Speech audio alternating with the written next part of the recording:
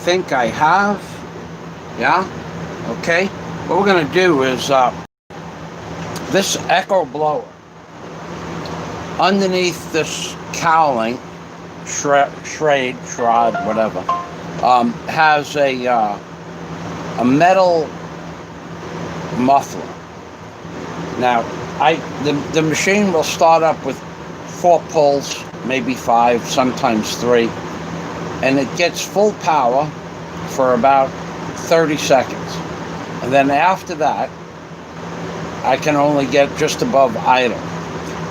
So I looked online and it said that sometimes there's a screen on the other side of the muffler that gets clogged up. So that's possible. Either way, I looked in there yesterday, August 10th, and I see that the muffler is rusted out. So I bought this leaf blower back in,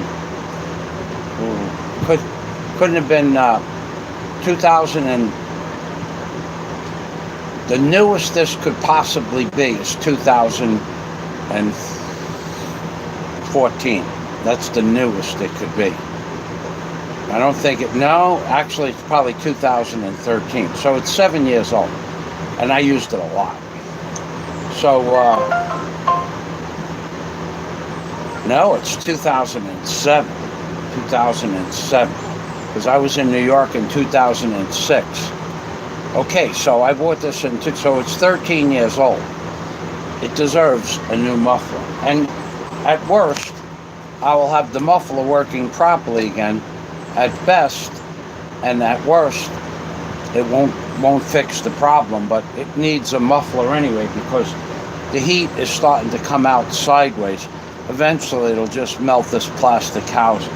So that's today's project. So I have, of course, I have the tools to do that, and I have this wired up because one of the mounting brackets over here broke.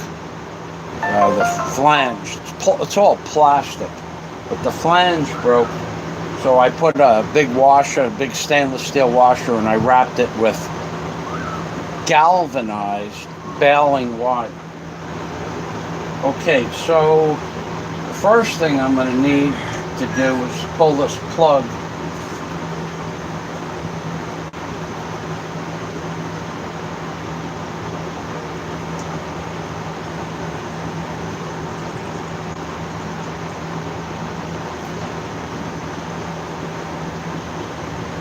out. Well, pull the plug wire, and then I need to get an Allen wrench, which I have over here, and start taking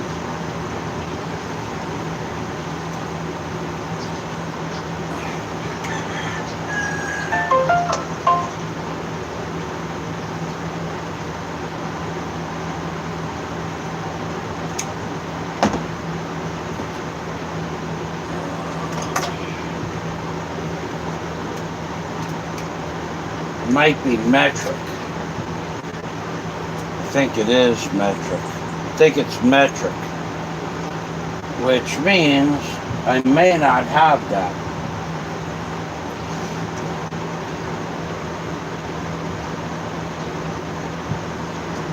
I got it.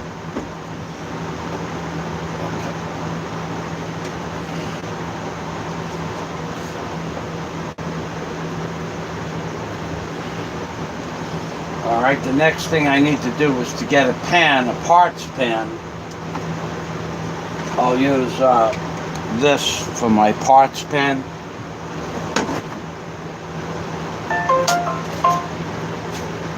Solar craft, baby.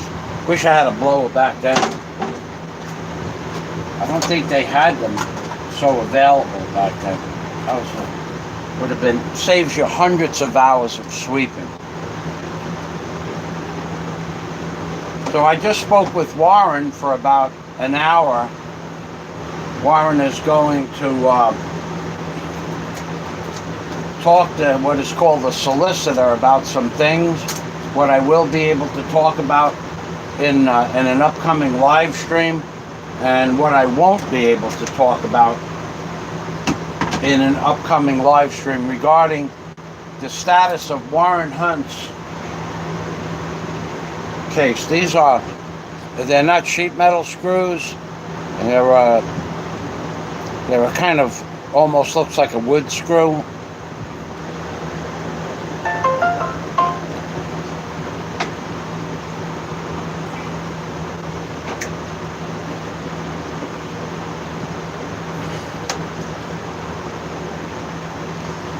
Now, I don't know the model number of this, but even if you had the model number when you brought this to well, there's two places you could bring it to in Tagbilaran that I know of.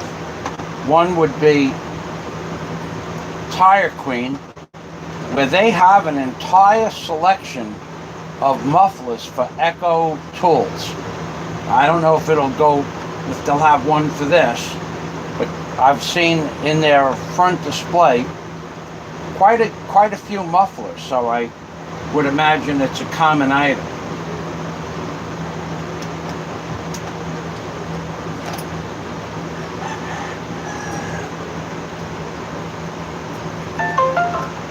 What I'm going to do is I'm going to get a magnet.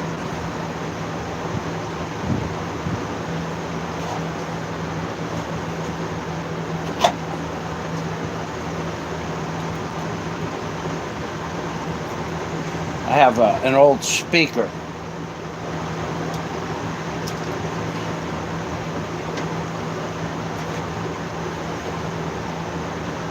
Okay, that's two. It looks like I'm going to have to take a whole lot more apart in order to get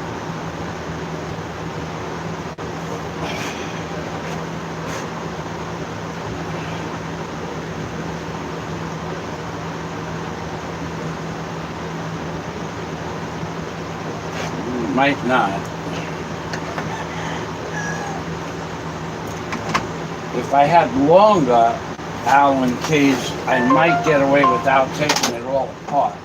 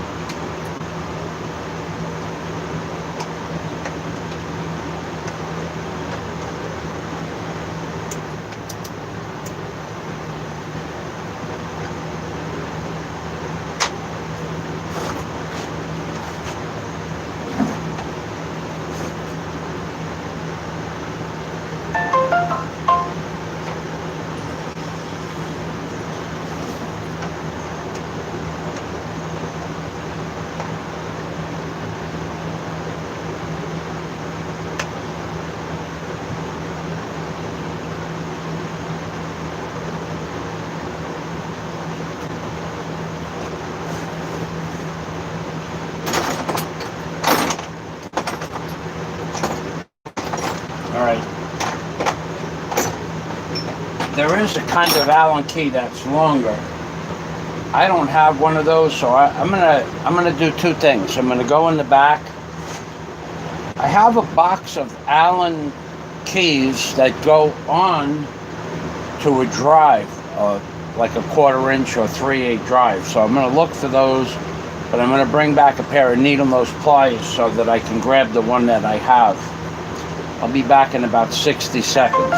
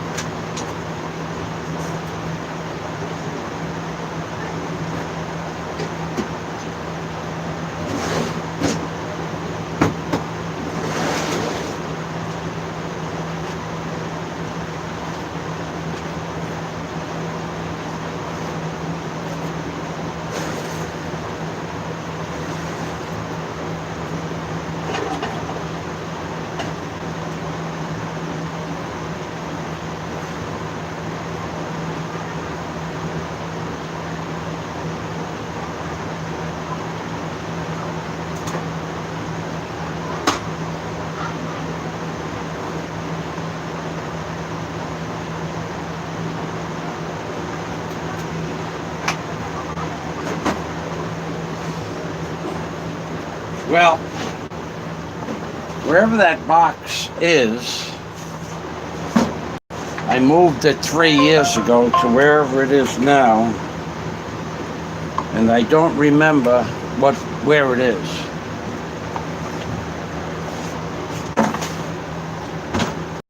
It's a specialty tool.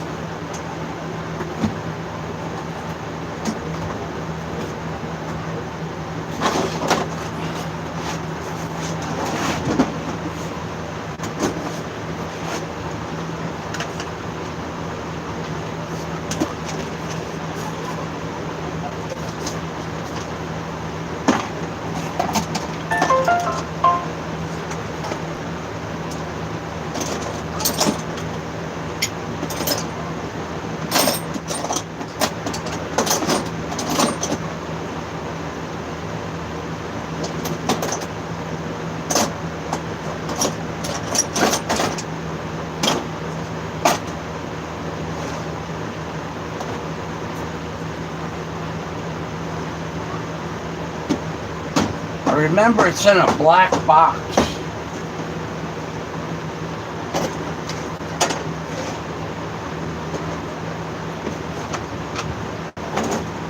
That much I remember. All right, we'll try this way.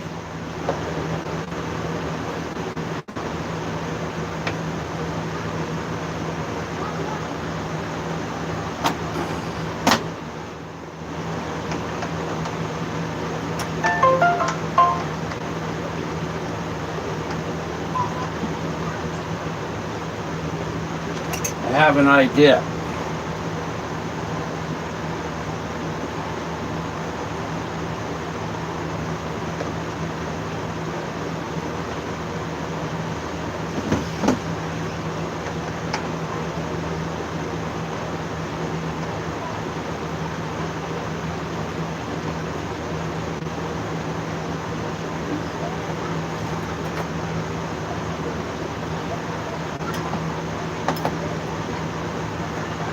Well, I get a half a turn on every bite, so half a turn is better than no turn. And if worse comes to worse, I just take this cowling off. Let's see if I can take that off anyway.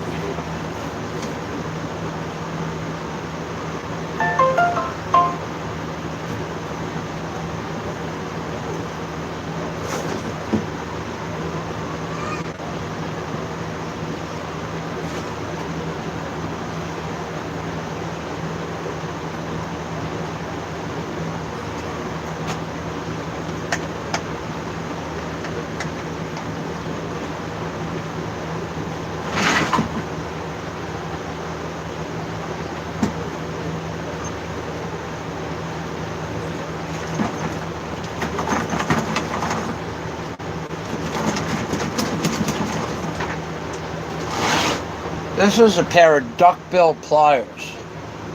This is for tying safety wire and to grab flat stuff. I got this one when I worked for Fairchild Industries. And I use it a lot.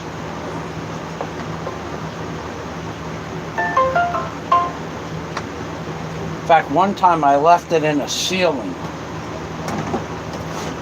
Chris Haas ceiling. I did a ceiling job.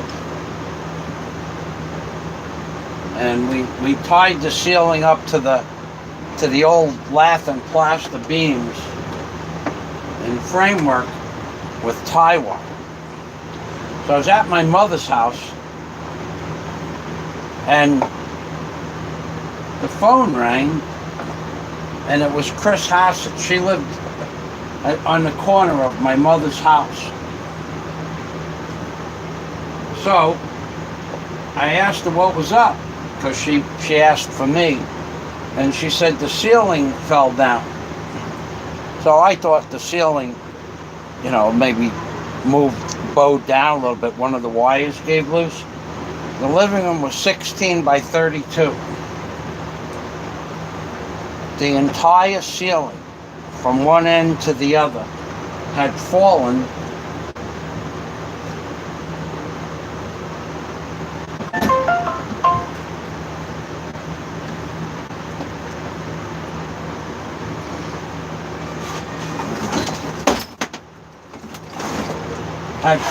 Down. The entire ceiling from one end to the other had fallen down. And Chris Hassett and her friend from church was sitting in the middle of the ceiling where the couch was and the lamp and where the furniture was, where they were sitting. They were sitting in between the tiles that fell down. So wherever that lady was and Chris was and the lamp was where there was a tile. Fortunately, the frame came down with the ceiling. The whole frame, everything came down all at once. And they were sitting there on their chairs. Those were big, like, sofa type chairs. Sitting there having tea with the ceiling wrapped around them. And I was like, so right away I went and got Bobby. I was about 18 years old at the time. And could have been 19, was one of my first customers. And he lived right across the street, like 60 feet away. And him and I got together and we picked the ceiling back up and we rewired it with them there. And actually it lasted she moved 25 years later, the ceiling was still up, but the beams I tied it to, they didn't have any, I don't know what I did wrong, I don't remember, but I screwed up.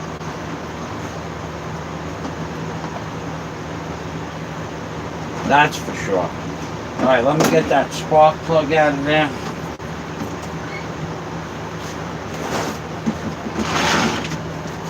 And she never said a word. She didn't complain, and she gave me work for 20 years. I did all her work. Never said a word. Never mentioned it again. We laughed about it a few times, but that was as far as any kind of onus or blame, nothing, zero. She was a very religious person, and she gave me probably, tens of thousands of dollars.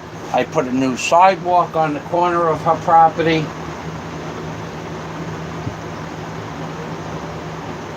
It's burning good. No carbon buildup.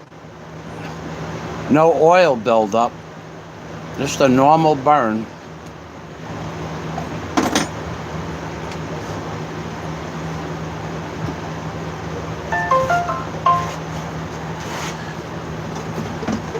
Yeah, she gave me tens of thousands of dollars worth of work.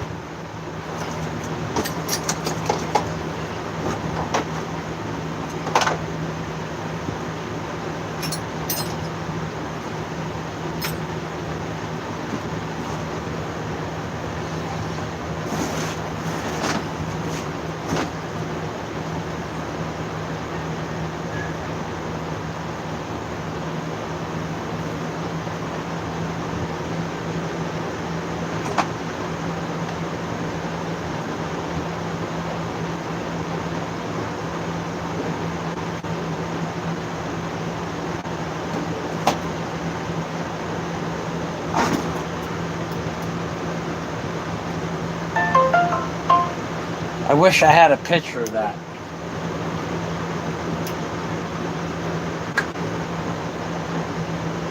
So you can put the vice grips on a pair of small. Now this is not the smallest pair of vice grips they make. They make a small one. They all get stolen. As soon as someone sees them, they put them in their pocket. I probably bought 30 pairs this size and 10 or 12 of the small ones, and I have like 2 of these and 0 small ones. As soon as somebody sees it in your box, they take it, put it in their pocket, leave the job to go have lunch, and that's it, it's gone. I think it's called a 3-inch or a 4-inch. These are 5s.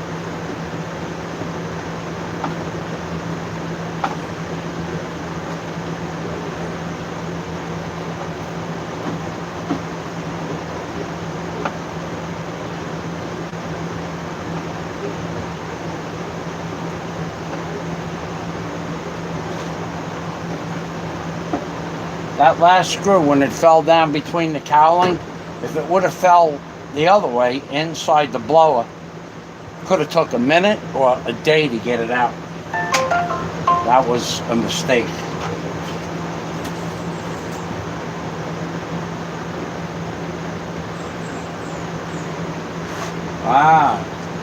It's not the muffler that's rusted. It's here is the broken flange. I made one out of wire. There's another broken flange, made it out of wire. It's not the muffler that's broke. It's the asbestos metal shield. Asbestos covered rubber metal shield. That's a good thing. Because based on the size of this muffler, I would say it cost about 60 bucks. So all I got to do is make a new one of these out of a piece of galvanized metal, which I can do, and that'll be okay.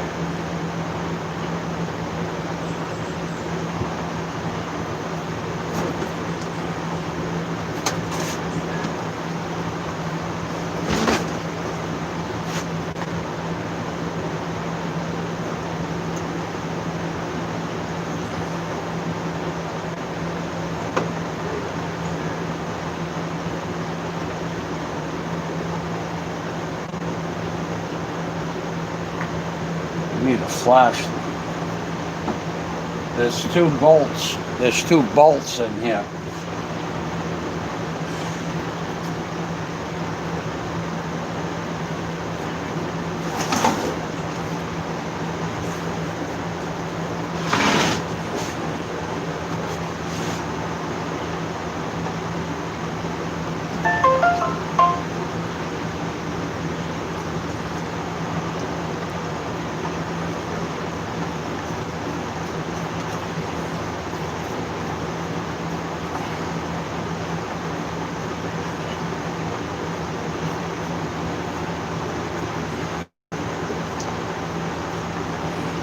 There's rust on the inside of the muffler. That's why I'm backing the screw on, off, on, off, off, off, off. Otherwise, you try to take it out with all the rust behind it, could snap the bolt, and then that's a pain in the neck. So when something is rusty, you go in, out, in, out, in, out, in, out, and it puts the rust on the inside or the outside of whatever you're working on.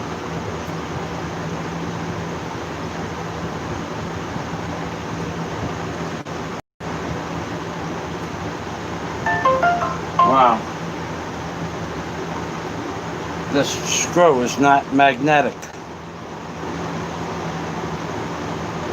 It must be non-magnetic stainless steel.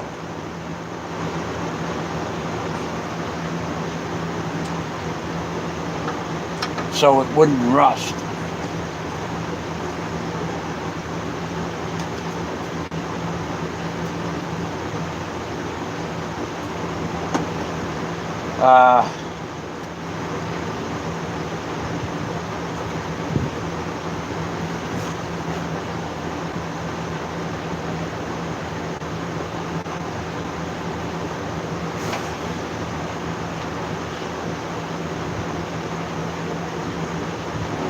time for me to go outside and get the air blower that I didn't get in the last video.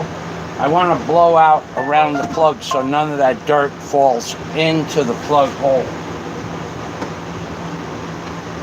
I'll get this screw off and I'll go out.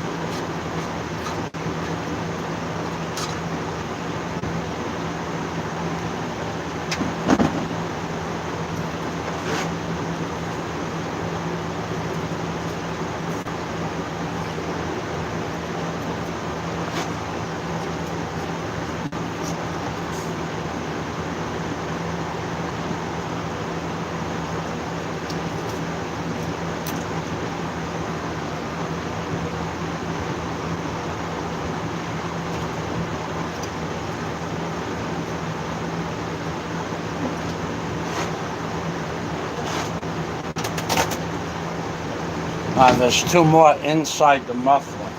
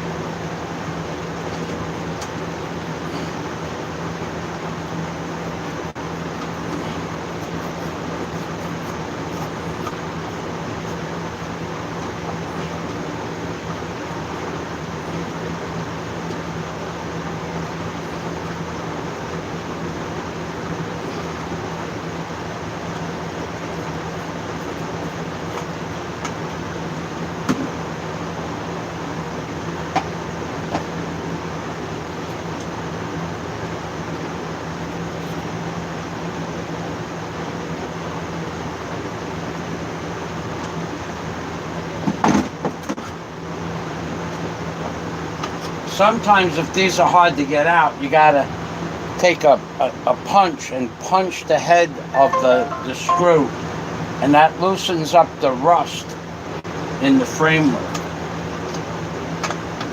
And it's always the last one.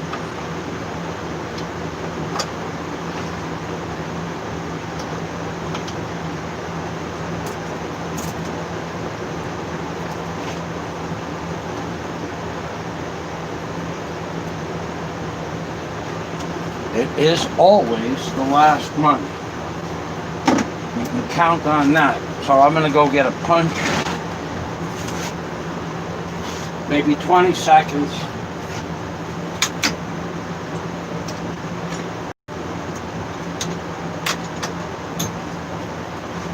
Okay, this is a kind of punch. It's also to punch out rivets. Also, this is made by Starrett. And this punch set I got when I worked at Fairchild Industries, it was for popping out big rivets or a broken drill bit.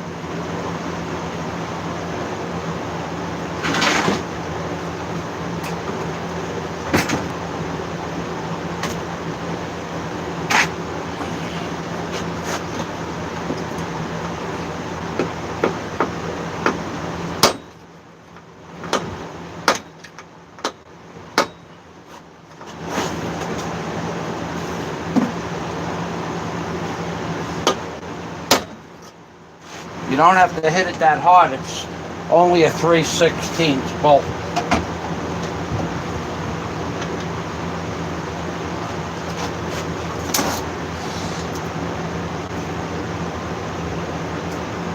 But it is always the last one, and it won't come out.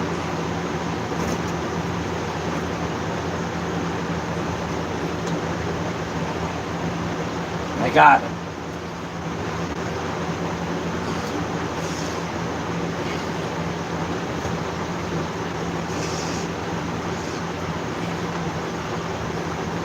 Now there's a repair shop on a dusty island north of Cebu. I could have sent this there, and they could have got this. They probably would have been done. Their stuff goes in. They are basically, they have every tool known to man.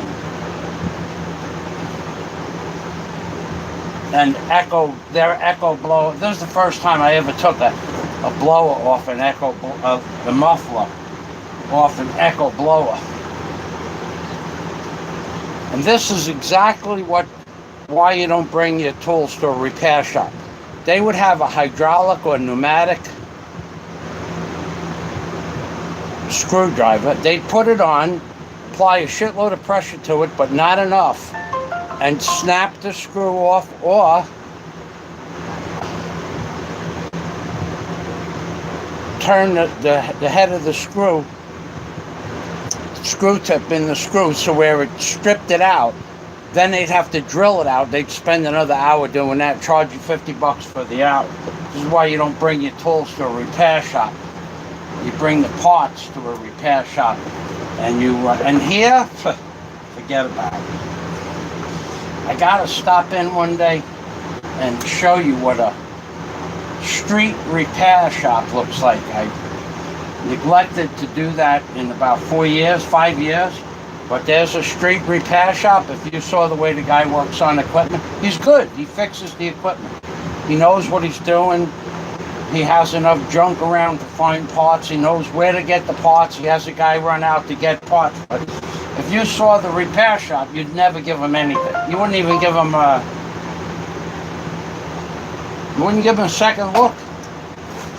Except that he's the only game in town.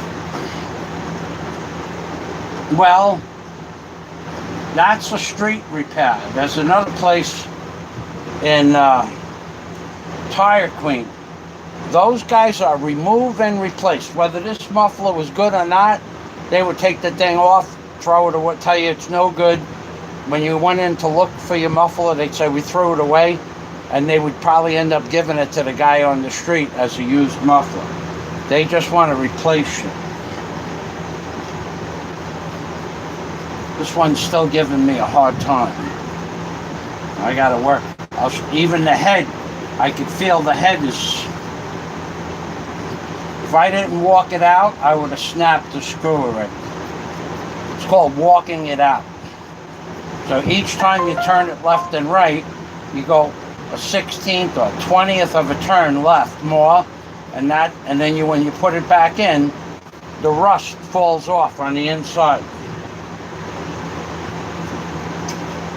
Now I'm only doing this as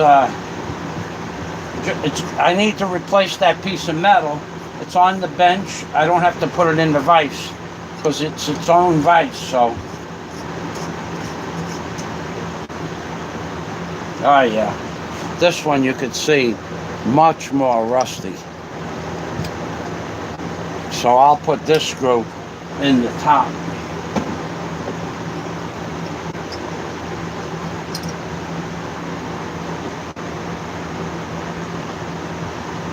The head just started to get worked a little bit.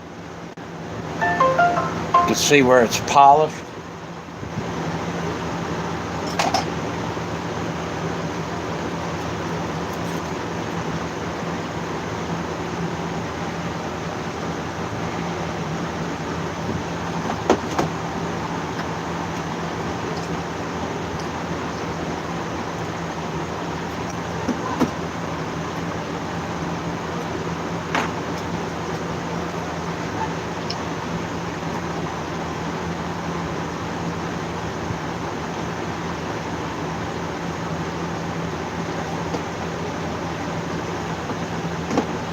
You want to mark this stuff because I could take it apart today and it might not go back together till I find the part.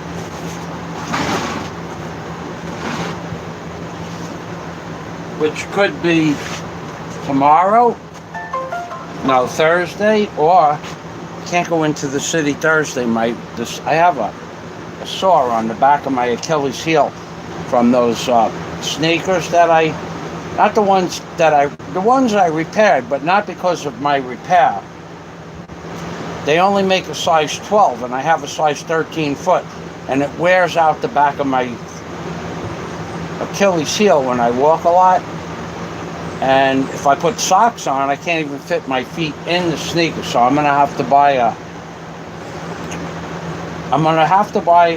a comfortable, proper, professional walking shoe made by, I hate to say Nike because I refuse to buy Nike, but that might be my only choice.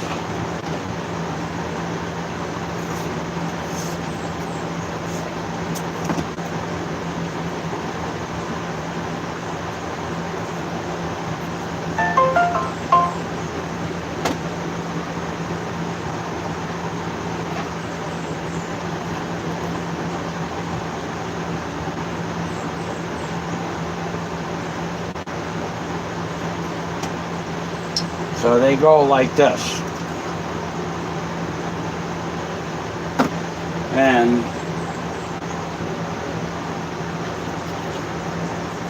I have a tie wire in the ceiling.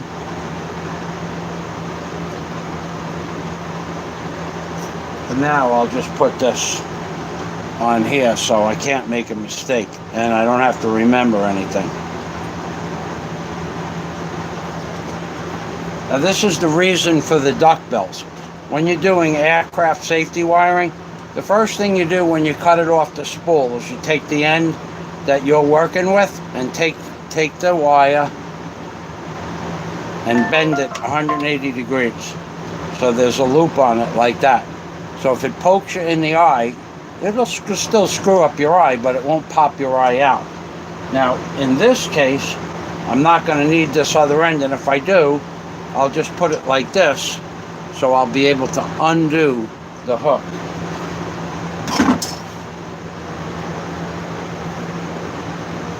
Now I need a scraper. Now, this is my everyday box.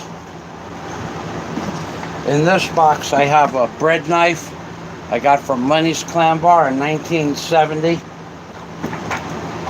And I think I have a scraper and a knife. Here's a wire brush.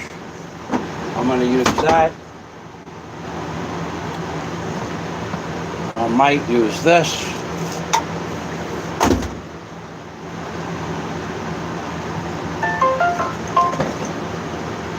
And I've used this scraper on every job, every machine, every place I've ever owned anything.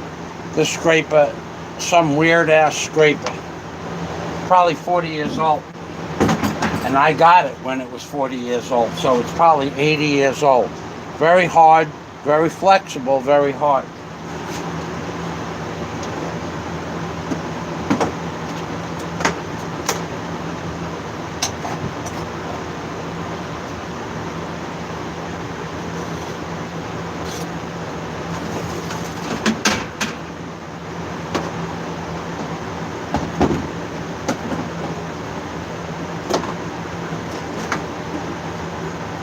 They have a new trick. I bought still oil, right? It says 1/E. That's not exactly a universal ratio, but E is the letter that stands for 50. So you would have to know international lettering. So this is good for 50 liters of oil, and this is good for 50 liters of oil. But if I didn't have this old container, I wouldn't know what E meant. I'd have to ask somebody. Another way they screw you up.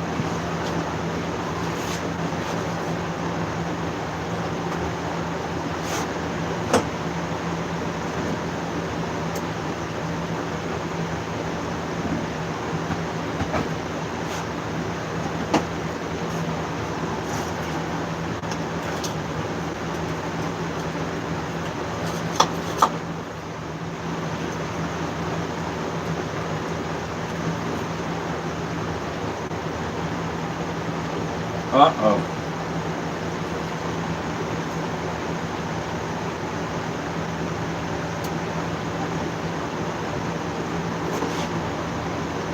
It almost looks like it's part of the muffler.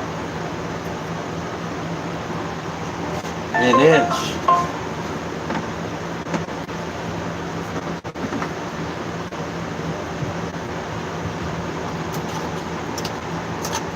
No, I'm wrong. No, I'm right. No, I'm wrong.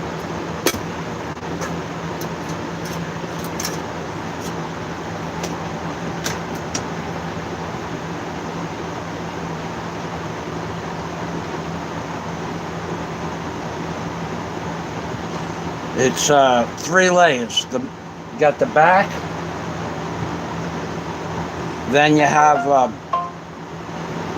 the asbestos layer. You got the metal piece in the back, which acts like a washer, an asbestos piece, or graphite asbestos, and then a front metal washer, which is gone. There's nothing left of it. It's starting to bleed out the side. You can see it's starting to bleed out the side, so I'm going to have to ask him for that part for sure.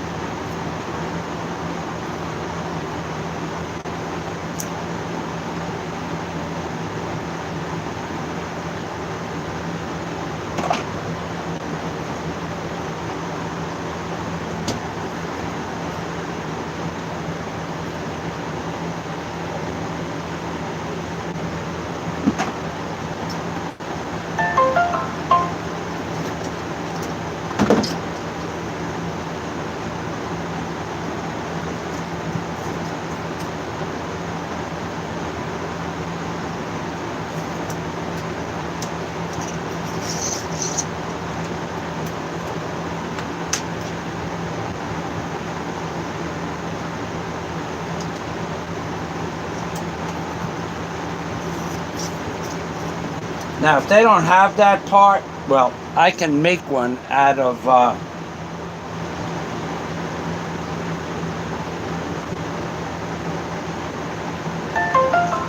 I'm going to have to buy something that looks like this: graphite, metal, and asbestos.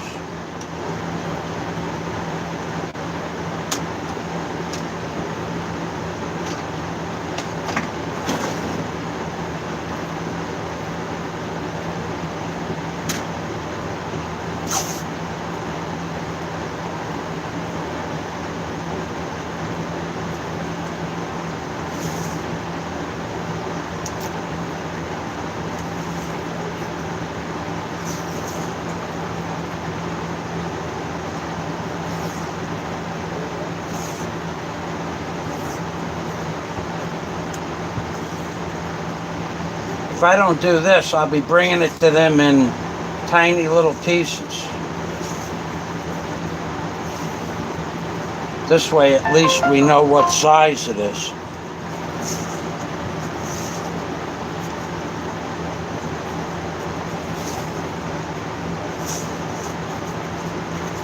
And what it's supposed to look like.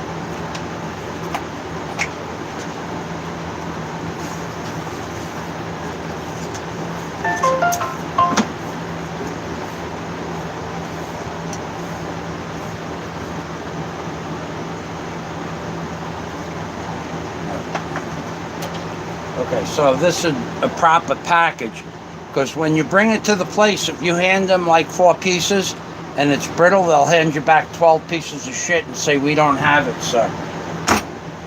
It's an amazing thing living here. Okay.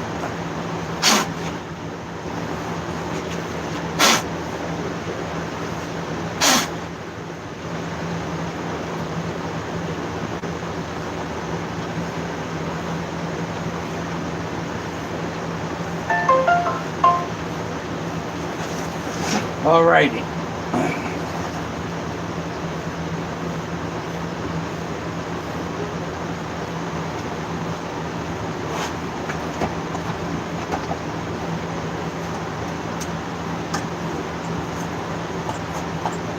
I have no idea if this is an Allen wrench or a bolt or a bigger Allen wrench.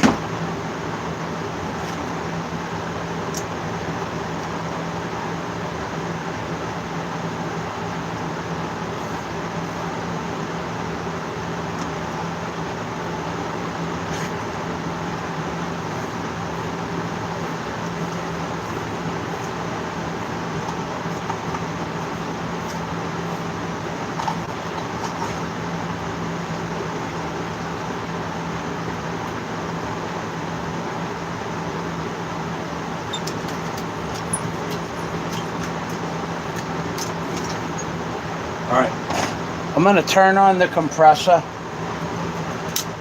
I'm going to get the air blower, and I'm going to get a flashlight. So I'm going to be gone 3 minutes. 3 minutes.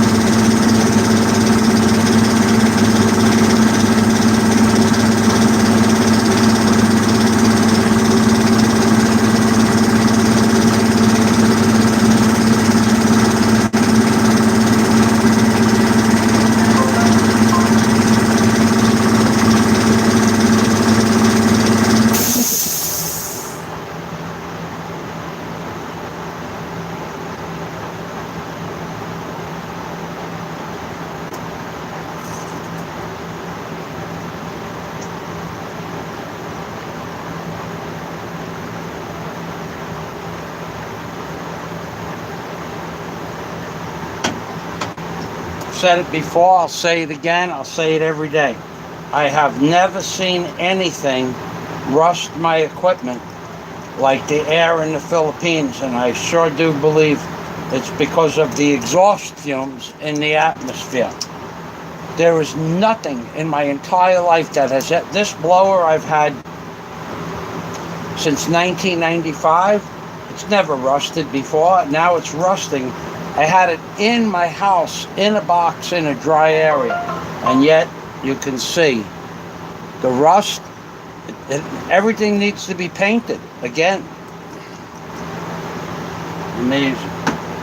So the first thing I'm going to do is get the air hose.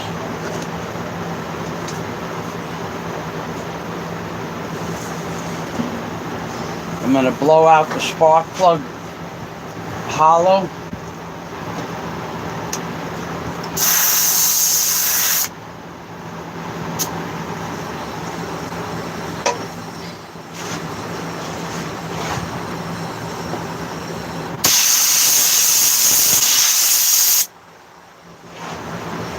I'll blow out the bolt hollow. Take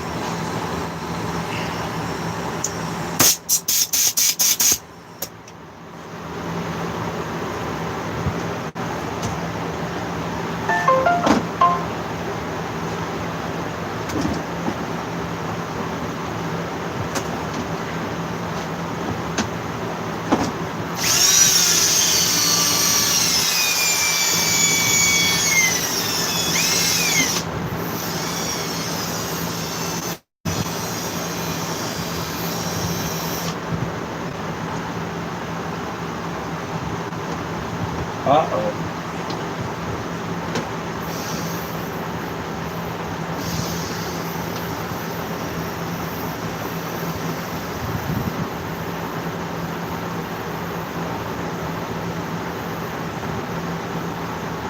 You're not gonna fucking believe this.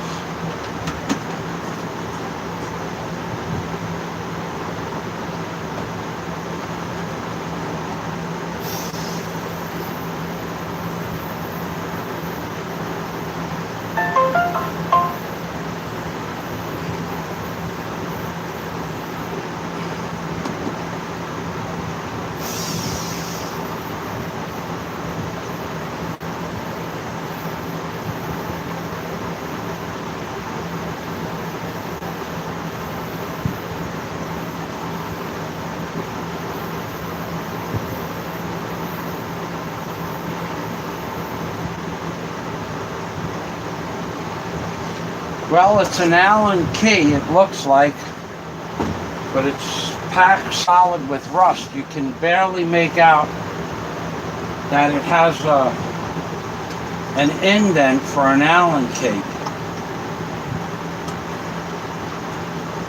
Hopefully it's the same size as the other ones.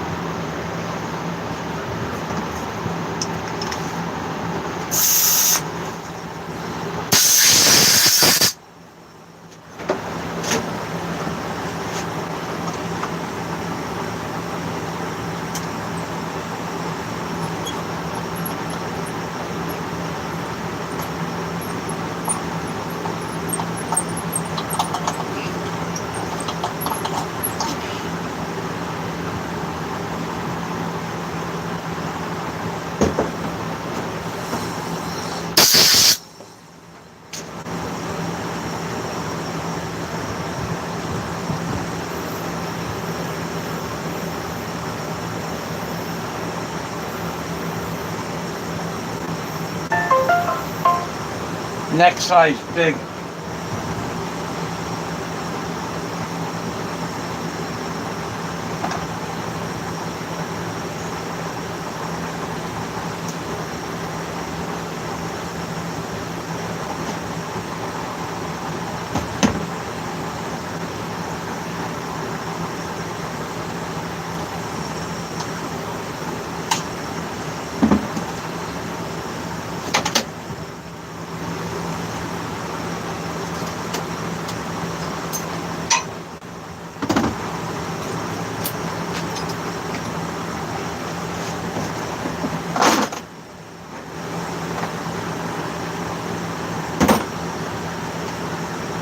There it is. That's the size.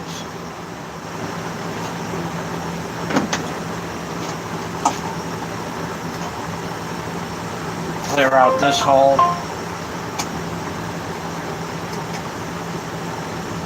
Without clearing out the hole, the Allen key might strip out the head.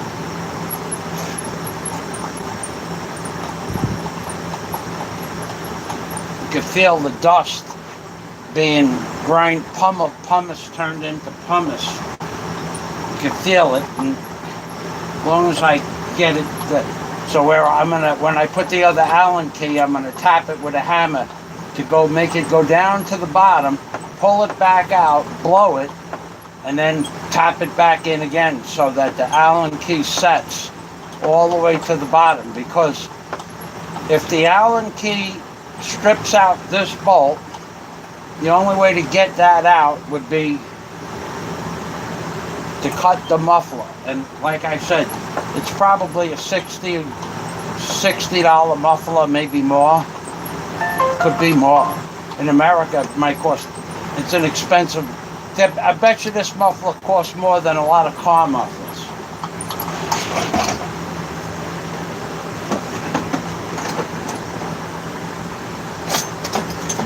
Now the tools that you use, you put those in the tray with the parts.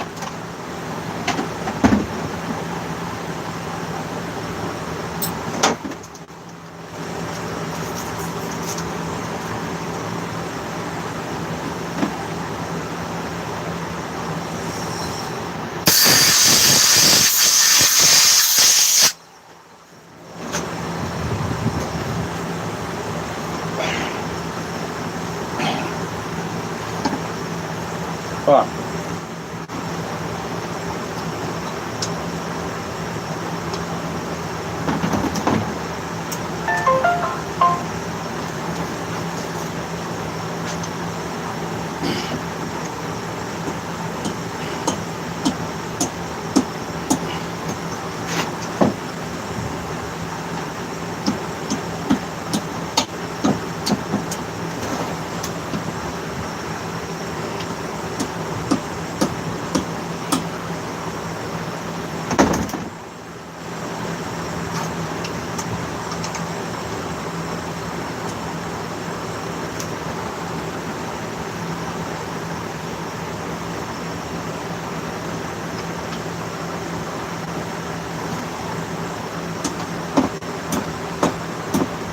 You could feel it set down to the bottom. You could hear it too, if you were here.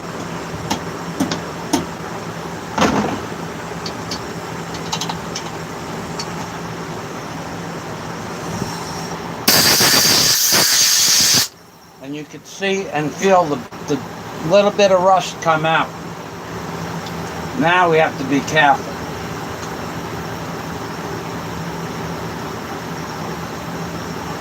Now, if these don't come out right away,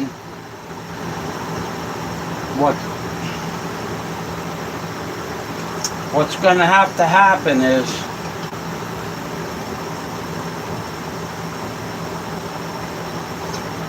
why am I taking this off?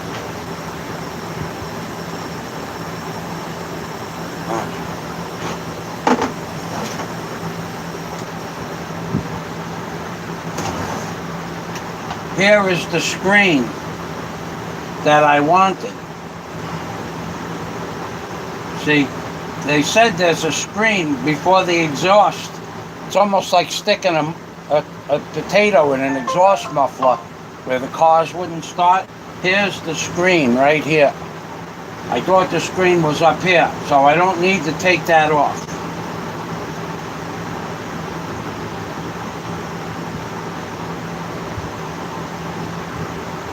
Is it clogged is another story.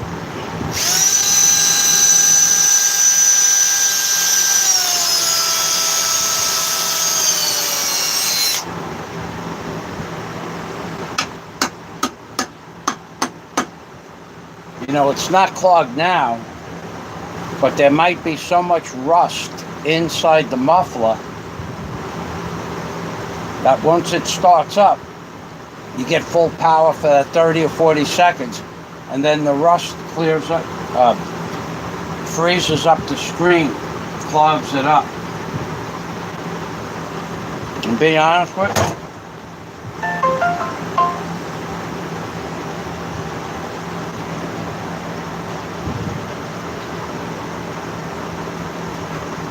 doesn't look like it pops out from this angle, but we'll try it. It did. It looked like it was tack welded in there.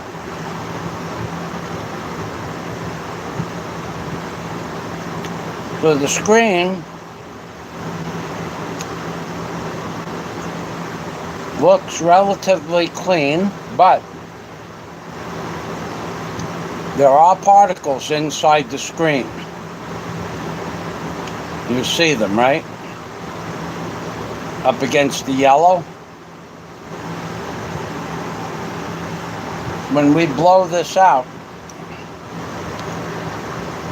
we're going to find out how many particles are just in there.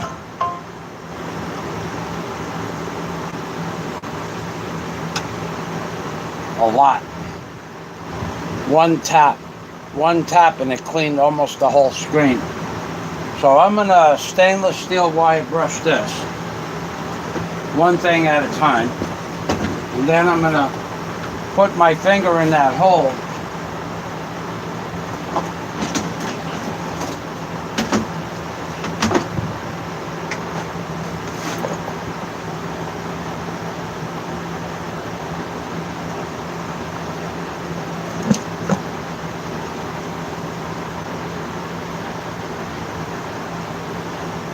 Okay, I have a plumber's brush.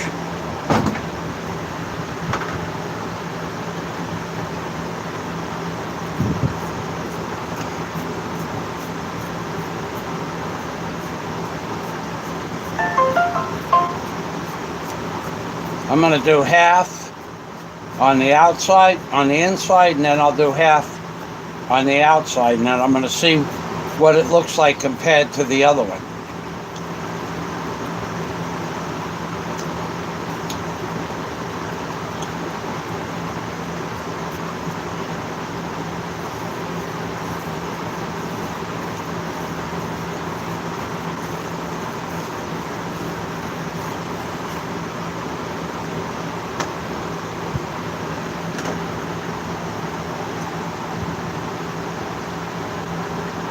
Oh, look at that. That's where I polished it. And that's where I did not polish it. Polished. Not polished. But that'll make a big difference.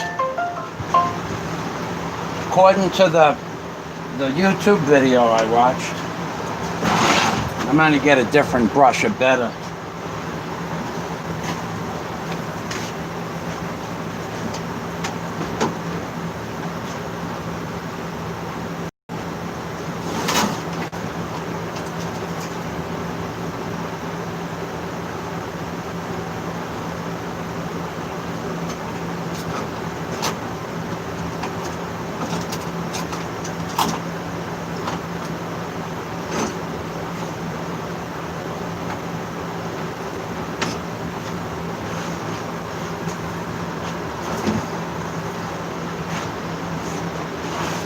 Alright, I got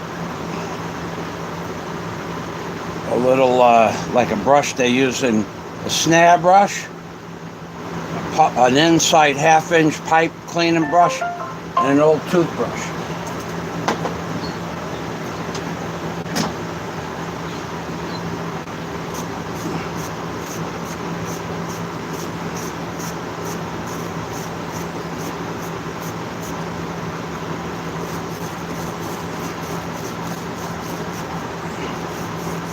This is a finer grade stainless steel brush. The other one would work, but some of these little bristles go right into the screen. You could feel them going through the screen, cleaning it like that too.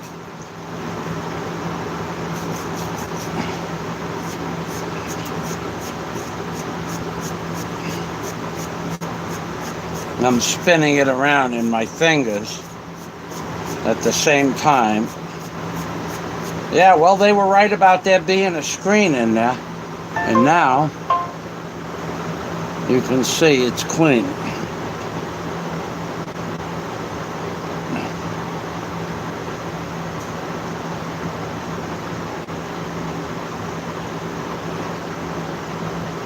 Now, I'm not real sure why this is even in there, but it is.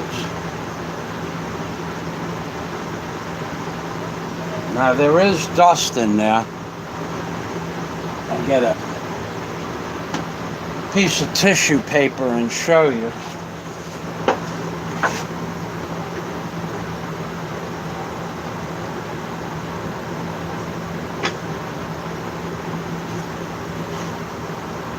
I thought I would.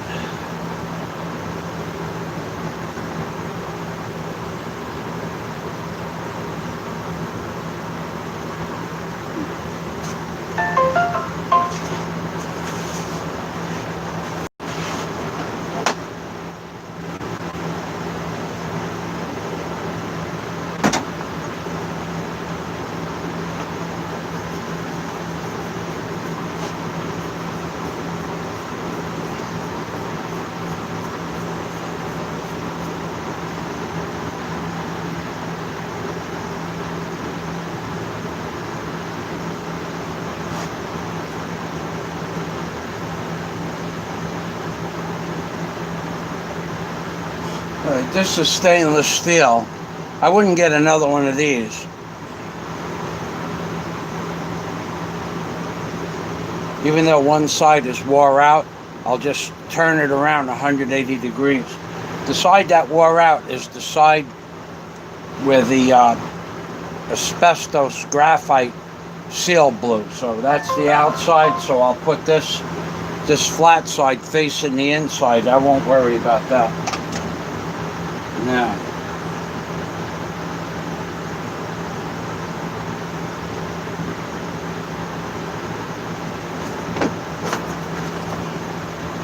what I might want to do is start this up, blow out the dust, and to see if this even fixed the problem. If it should start without that.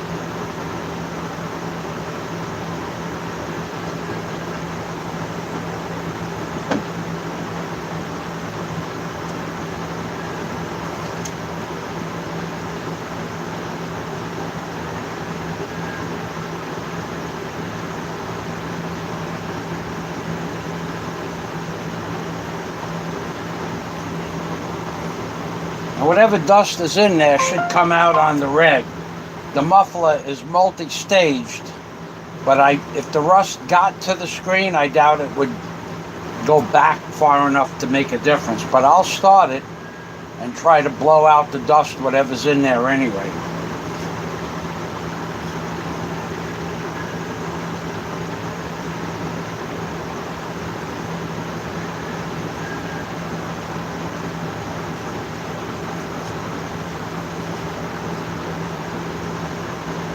Almost nothing.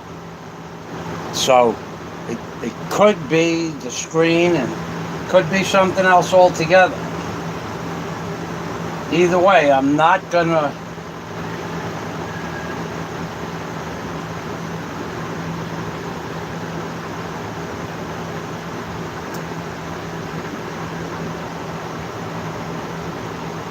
either way, I will not be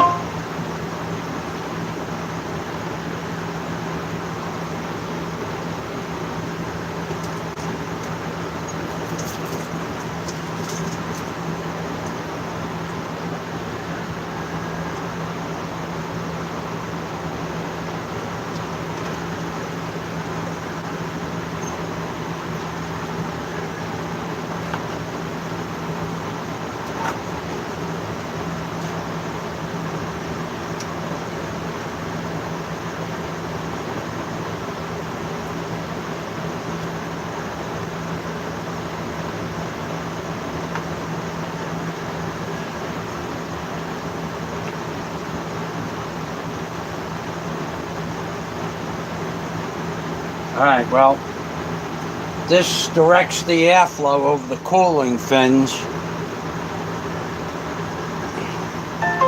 and directs it past, from the cooling fins past the muffler, so it serves two purposes. The air that, there's a certain amount of air that comes from this blower,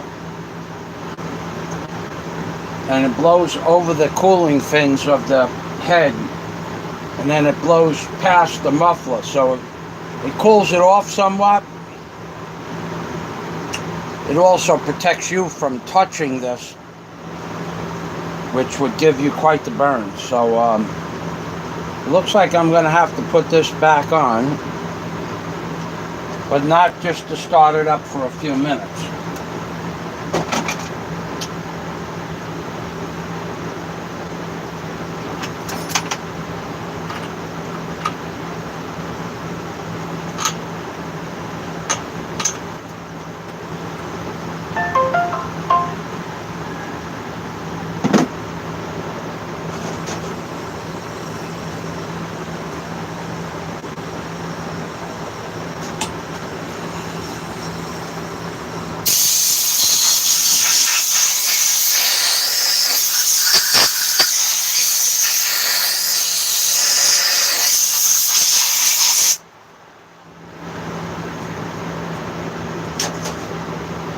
Let me get a rag.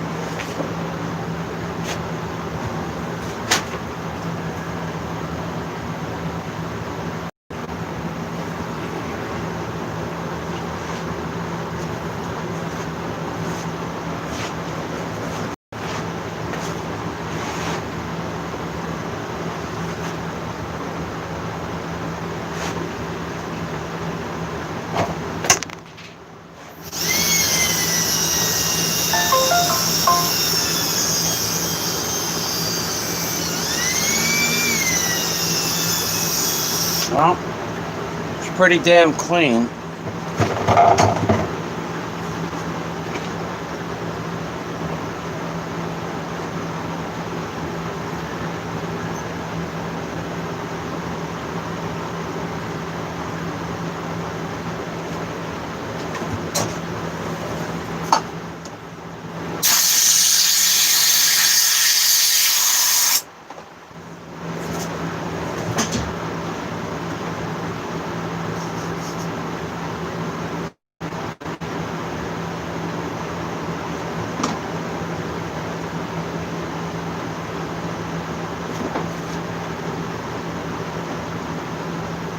Little grease up on top. So with that, what you do is you take a rag, you put it on the wire brush, and you just brush it. Now the rag is full dirty there. Move it over a little bit.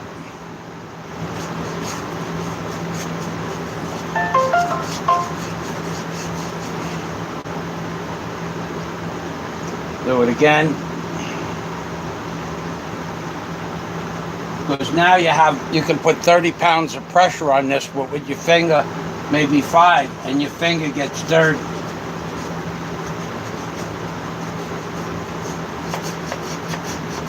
Now I could put a degreaser on there, and but I don't want to.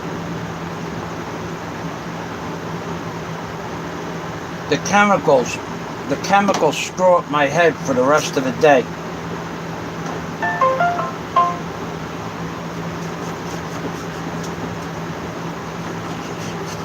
Just one breath.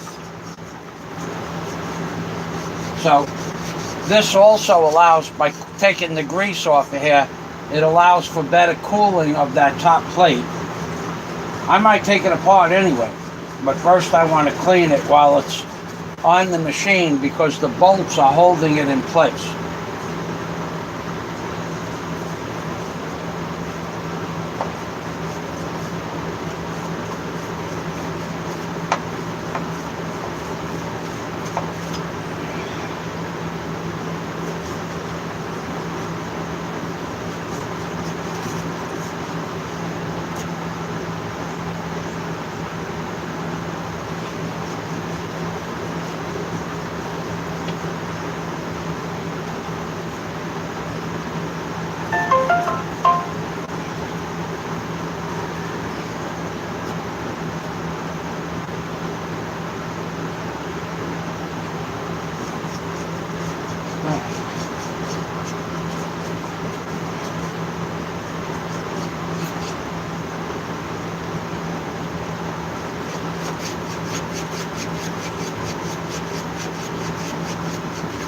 I'm definitely going to need some sort of material to reseal that last part of the muffler to the machine. I could put it back together now with what I got. I'm going to try to start it anyway the way it is. See what happens. It won't hurt anything. It's basically for back pressure. I'll see if I can get full power for any length of time.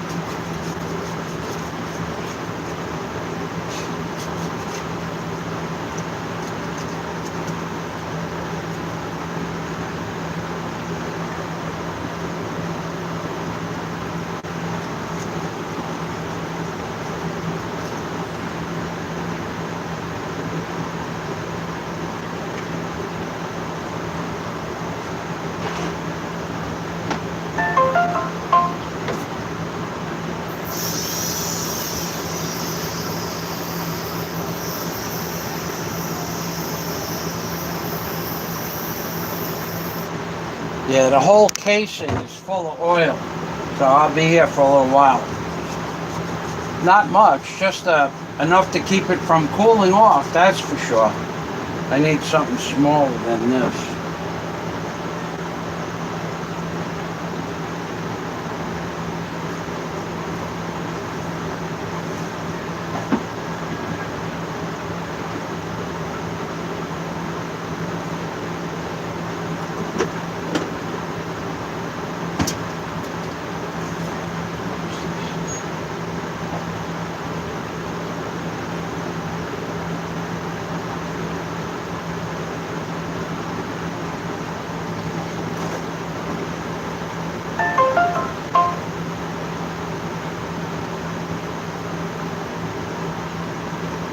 Now I know this came off the machine, but I don't know where it came from. I can figure it out. I will figure it out.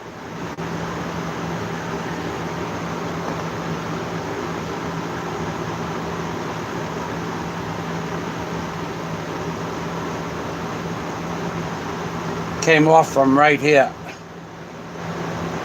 See the shiny surface there?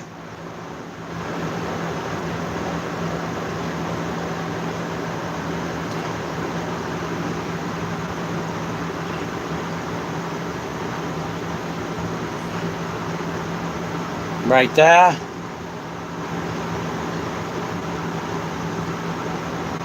Right there.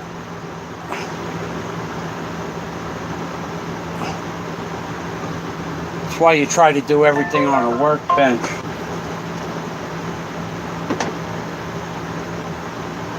Now this has a lot of oily dust on it. This will get cleaned with a degreaser outside. But I will remember where I put this.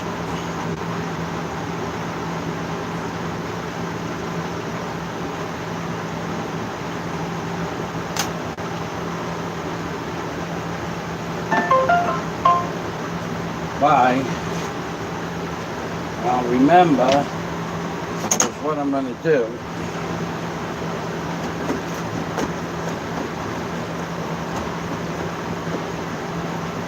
Put a piece of tape there.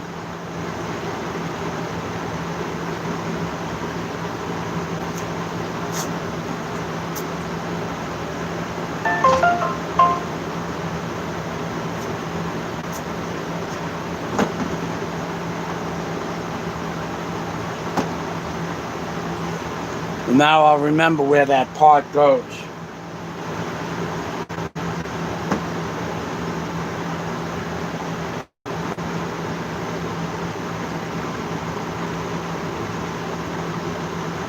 Let's see how much dirt is on here. Watch. Pretty heavy duty. So it's not that it matters, but that dirt creates friction where the air goes through and slows down the machine just a little bit, or uses energy.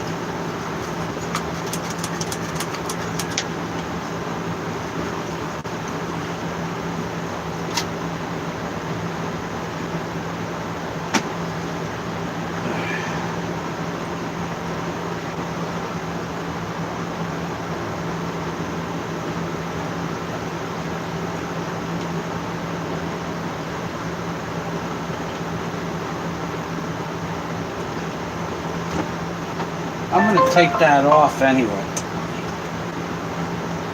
The top shroud. And I'm going to take it off so I could, because I want to.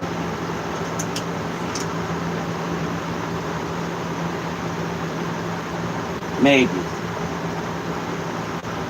Not really.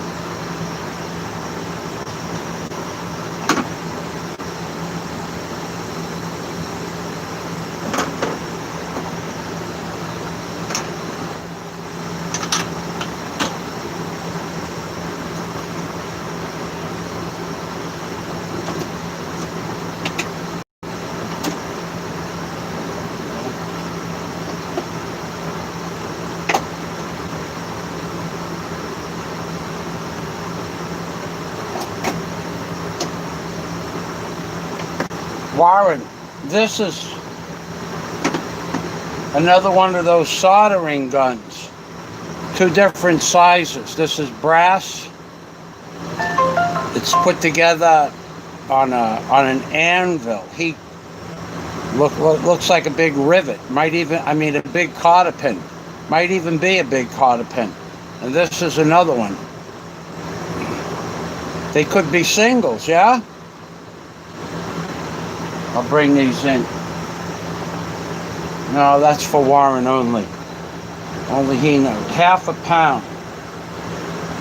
This one weighs a half a pound.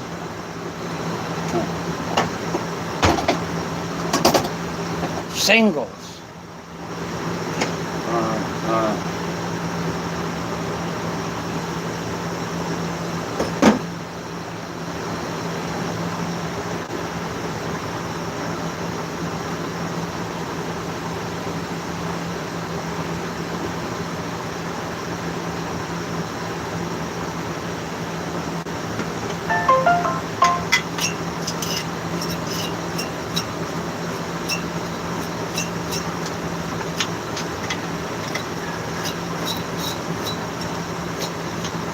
Now, sometimes people will say it's the spark plug. Sometimes when a motor heats up with a spark plug that has a broken tang, it'll heat up, the plug expands, and the tang separates. That's not the case, because I've put two new plugs in this. And still, they both operate the same way.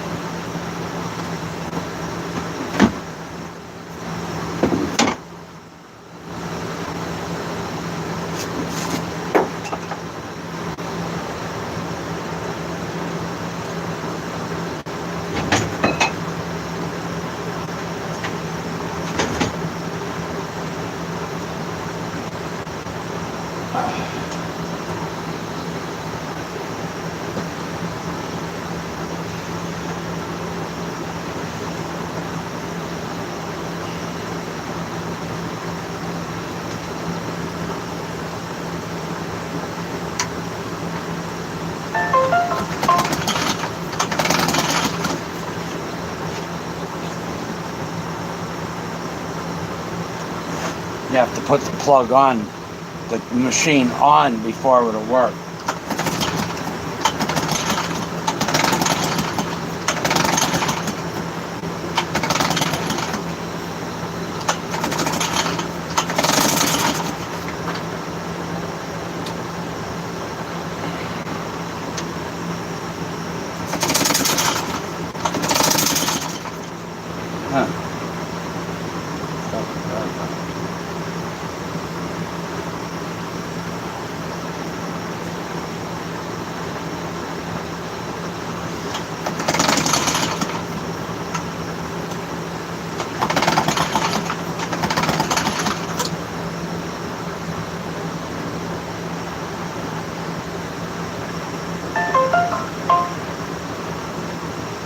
Wow.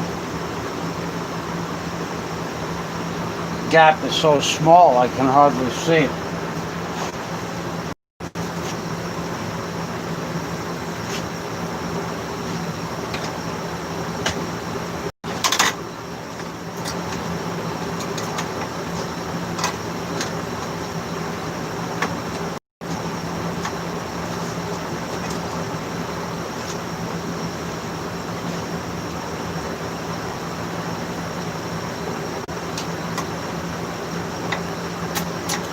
I have a gauge, many, Many, many, many I have. I don't know. Oh, I don't know which.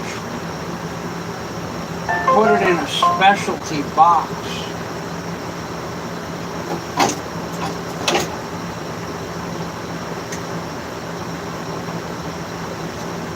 But I do know this works.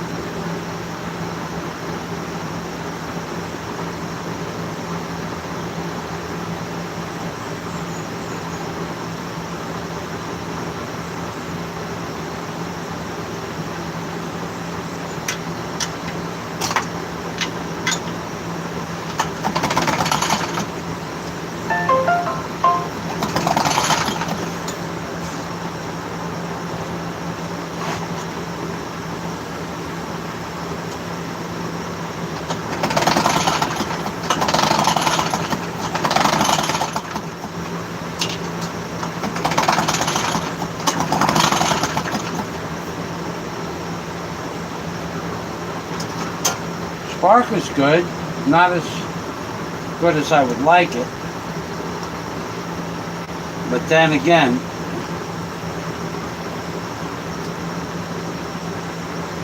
I can't see as good as I once used to see.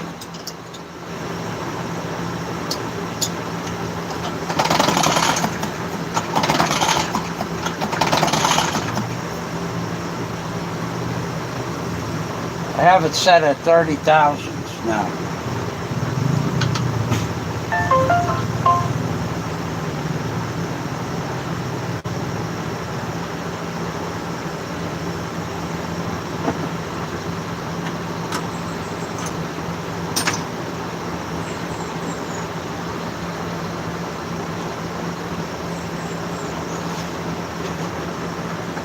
I'm going to mark this handle. It's getting a little bit old.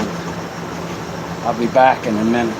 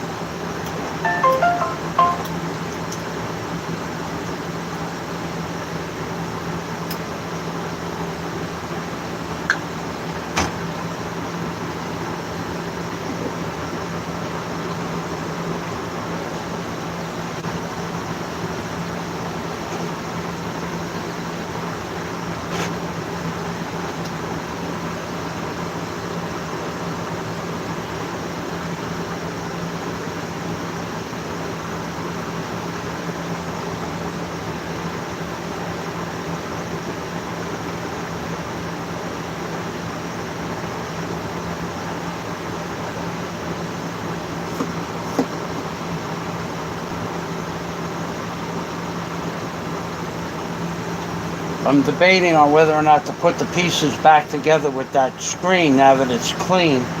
But I really want to blow out the muffler if there's any particles in the muffler. And I can't do that with the screen on. So the reason I'm debating is because once it gets hot, won't be able to work on it anymore today for a while. So I'll take it outside now and start it up.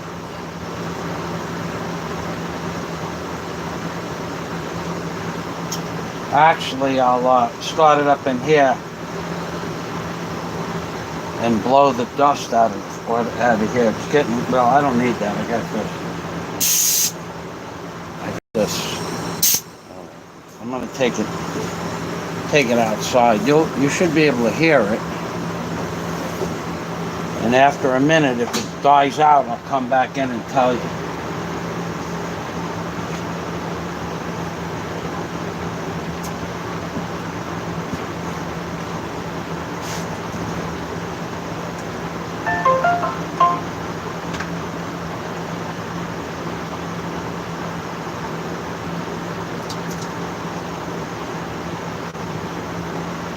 Should start up with, usually starts up, it's always 5 pulls, sometimes 4, sometimes 6, but never more than that.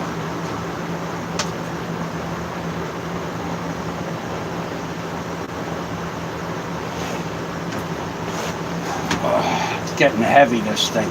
Weighs 37 pounds.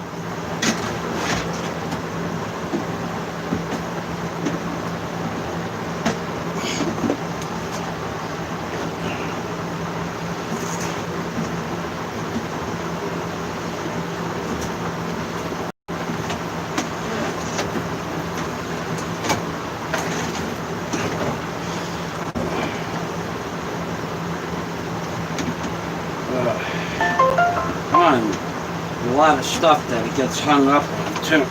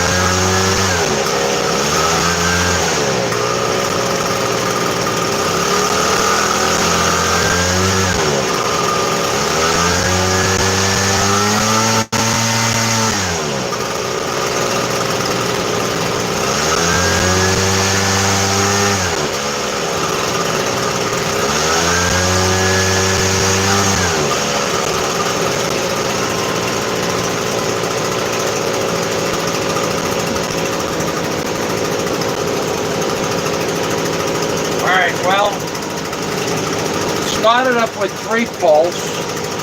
Started up on the first pull, but I had it choked. And it's doing the same thing. So the screen, probably not the problem. Secondary thing it could be is the high-speed jet inside the carburetor.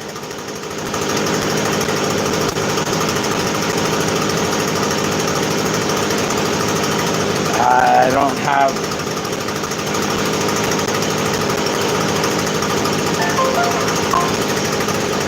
don't know if I've ever taken that apart. Alright, one thing I need is earplugs. I'm going to do a little blowing outside.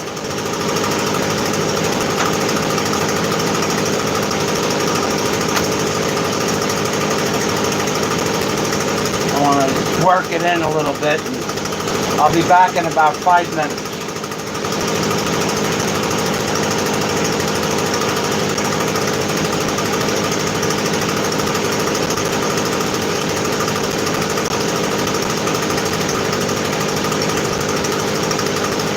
I don't think it ain't gonna change, but definitely needed that screen and the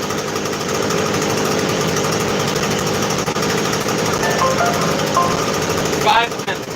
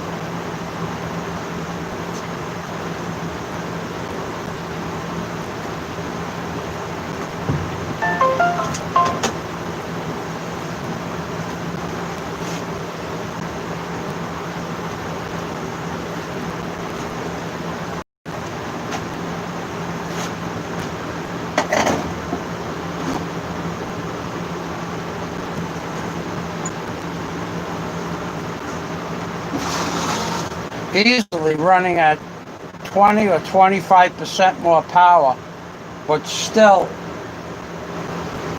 20 or 25% more power than it was, but still probably only at 30% of its full potential. So it could only be two things. It could be, I doubt it's too much oil in the gas, because I always put too much oil in the gas. So what I'll do is,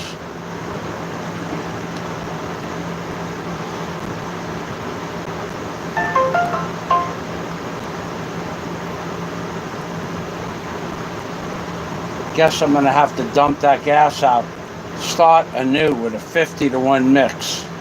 That would be the most logical thing. The second thing would be to leave it on apart, not apart, to leave it apart. Try to get the parts, order the parts, or come back and put the parts that I have in. I should be able to find some sort of an asbestos. Actually, I have asbestos shielding right there. It's a little bit thick, but I think I could make it work because it's asbestos shielding. It's flexible, but I'll put it onto a piece of galvanized metal.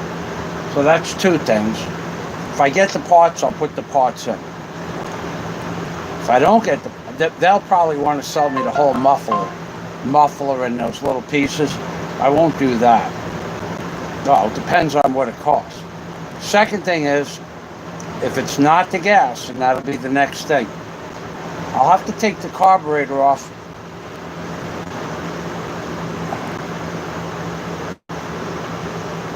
Oh, I could adjust it. Not in here though. The fumes would kill me. I could try adjusting the high-speed jet. Although I played with that the last time I started it up, so I don't know about that option.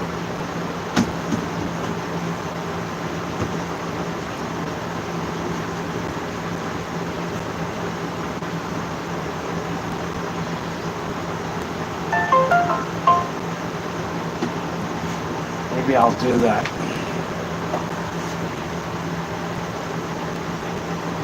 I'm pretty sure the last time I started it up, I tried to adjust it and nothing made a difference, which means that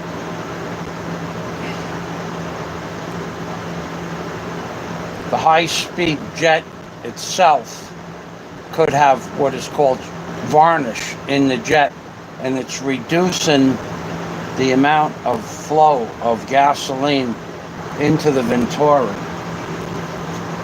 I should check that before I go taking it apart or buying a new carburetor. Short of the adjustment not working, the carburetors are about $40 brand new. If they have one, I'll buy one.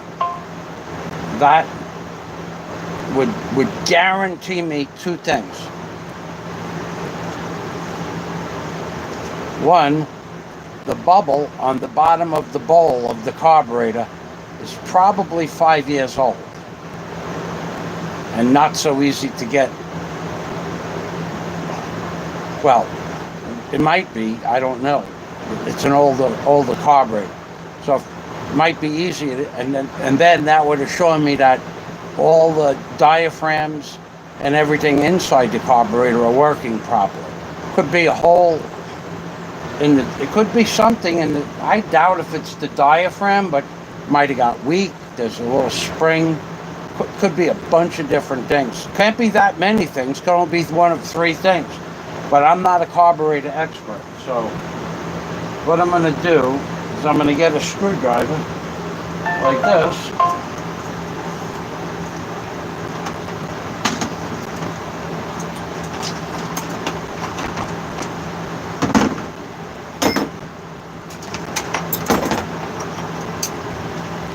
This still screwdriver. I'm going to go back outside, start it up, and play with the high-speed jet I won't be 5 minutes. You'll hear it running. You'll know if I fixed it. But I don't think I'm going to be able to do that.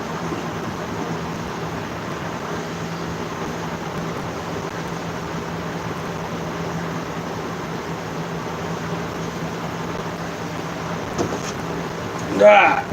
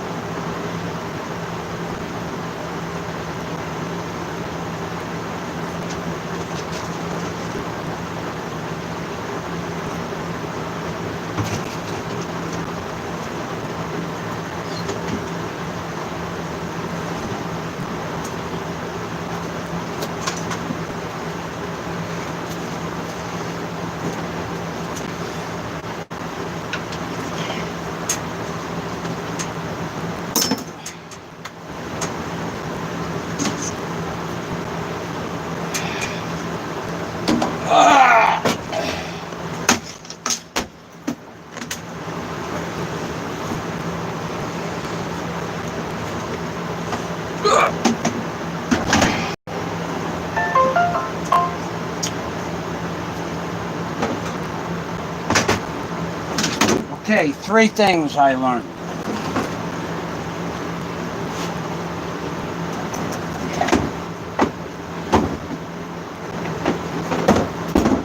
That plastic shroud, this guy here, that protects your hands from getting burned. My hand did not get burned, but I touched it, and had I touched it right after I used it for a long time, I would have a 3rd degree burn or 2nd degree burn over here. This has to go back on. Second thing, without the shroud on, I can't find a high-speed jet adjustment. But more than that, I may have discovered the problem. And I'll tell you what that is right now. I'll show it to you.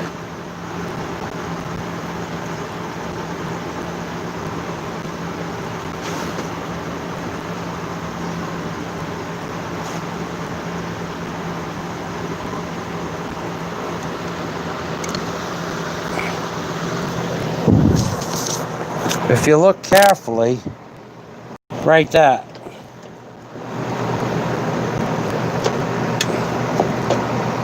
Right there.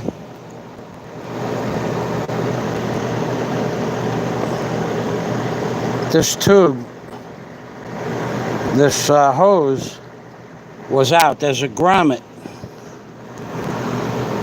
right on top of the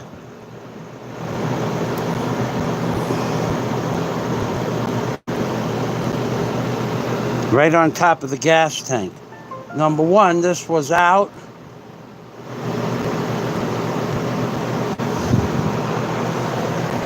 And when I put it back in, it's loose. So I know a little bit about these carburetors. There's one of those hoses puts pressure from fan pressure or positive air pressure into the tank, which pushes more gasoline into the carburetor. It's like a pressurized tank. Well, with that hose being loose, it ain't getting pressurized, that's for sure. And I'm pretty sure that's the pressure hose because it was out when I saw it, so it's not a fuel hose, and plus it's only a half-inch long. It's exactly a half-inch long. And there's nothing that went on the other side.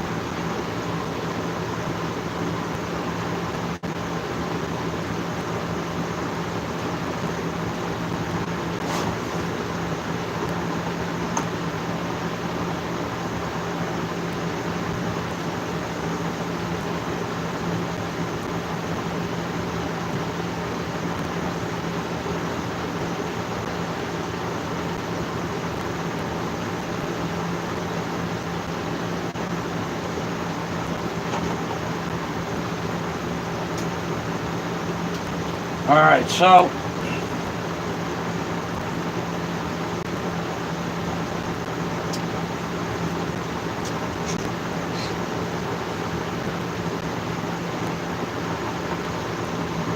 this is a pressurized tank. It's got a seal in here, not just for the gas. It's a pressurized tank. So what I'm going to have to do is get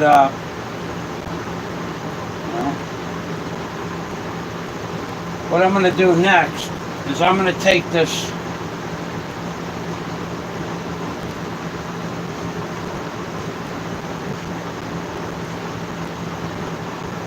air filter hose and the air filter itself off. That won't change anything because I cleaned it last time. It's brand new.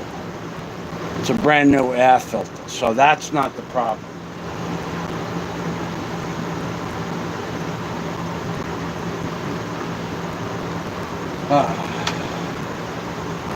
But what could be the problem is, well, I'm going to take this hose off, look for an adjustment. If I don't find an adjustment, I could run the machine without the filter. It won't hurt, as long as you're not doing anything dusty. It won't hurt.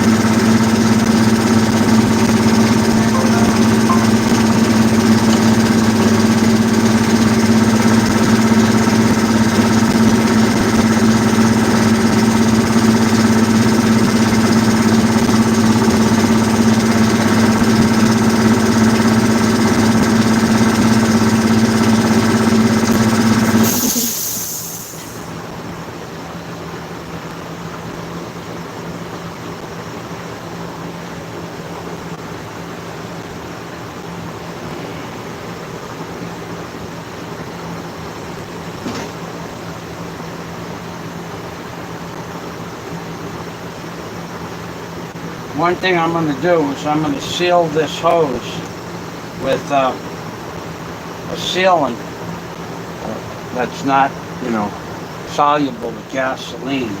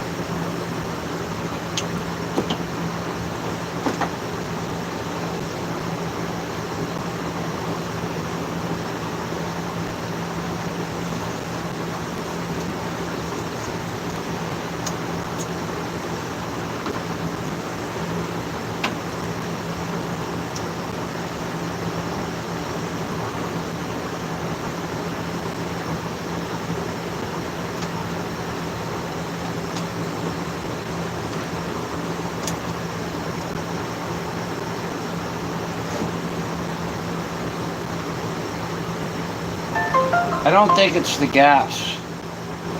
I've never had a motor. I've had motors that just won't run good, but they won't idle either. So this is idling perfect, so I can't see it being the gas.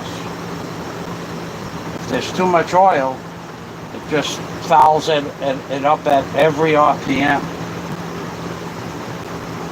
But I could check on that.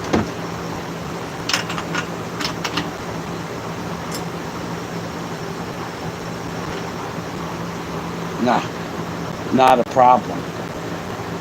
It's burning bone dry.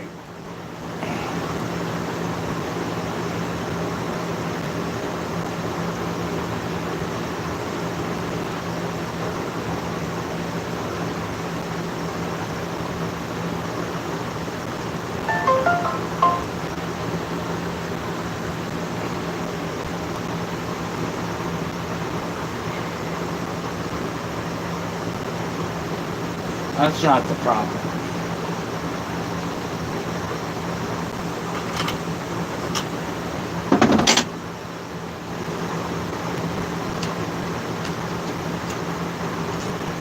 Okay, these bolts take the carburetor off. Alright, I thought it would just take the shroud off. Takes the carburetor off. Okay, so we're taking the carburetor off.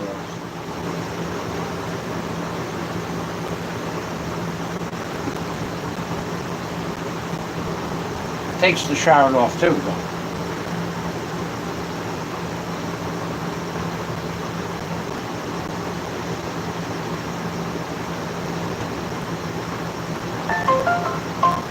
Now, there's another possibility.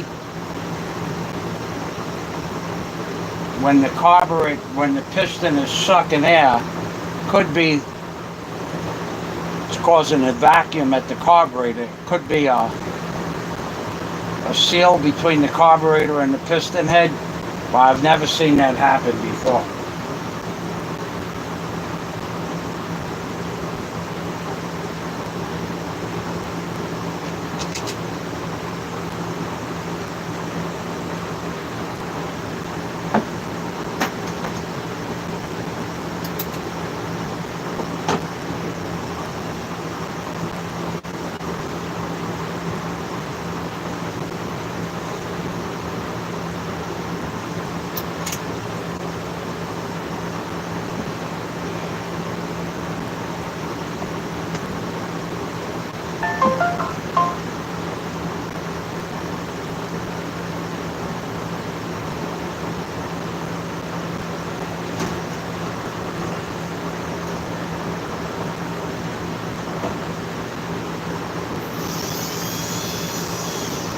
Here would be where the leak was, but there's no leak.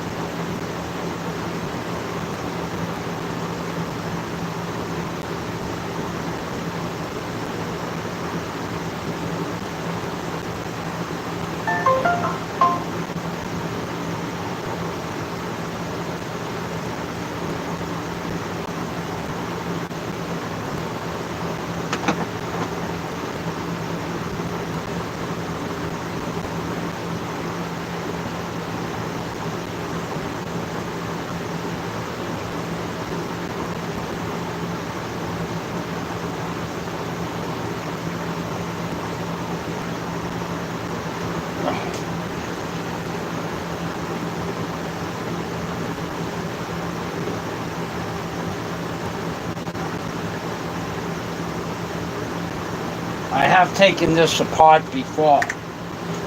I put the new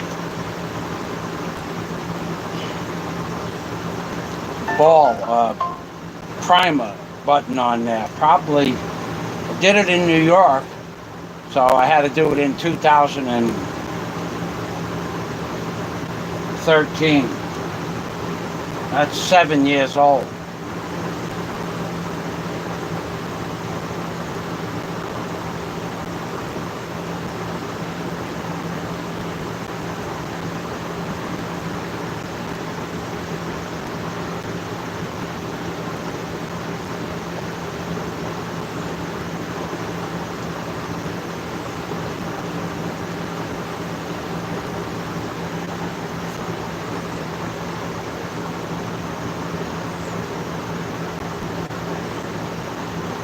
Okay, that one was not the pressure.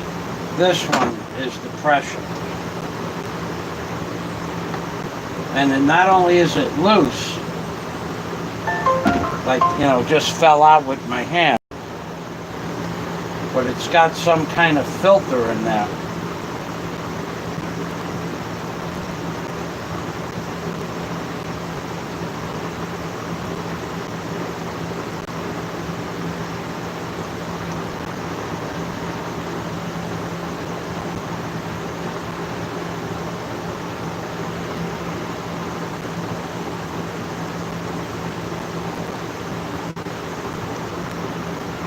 Maybe I'm wrong about that.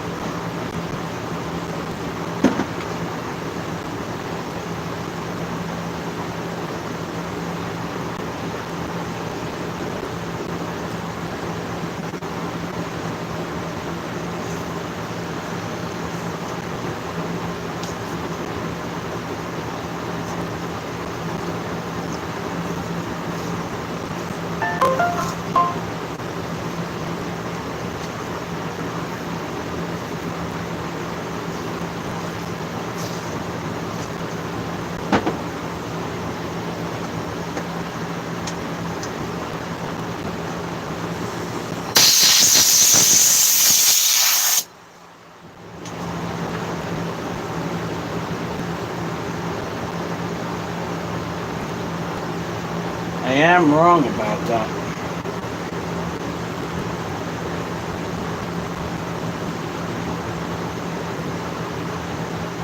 I'm not sure what this does.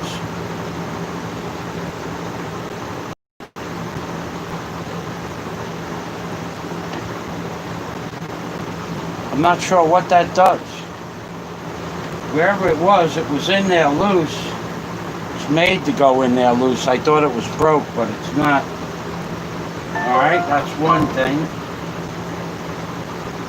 So I have three choices now. I got this thing apart. This carburetor can't cost more than, I don't know, I've seen these things cost $20, $25. Can't be much more than that.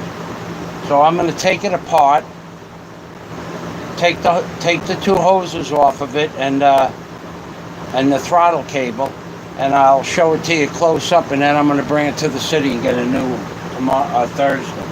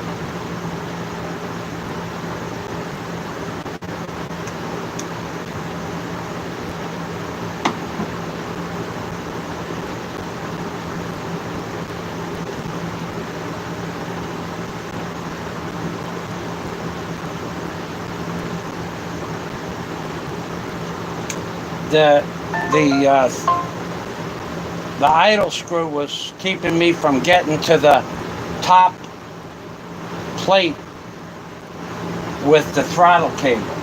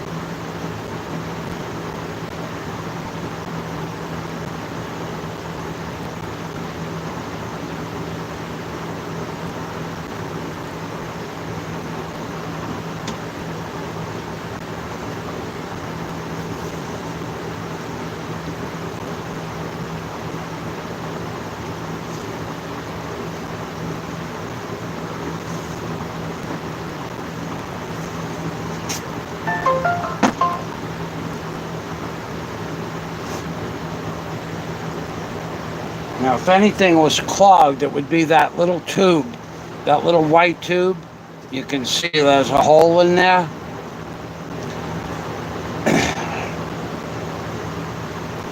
That would be the only thing that could be clogged. So I'll take the bottom of the carburetor off and blow through it. If it's clean, then that's not the problem.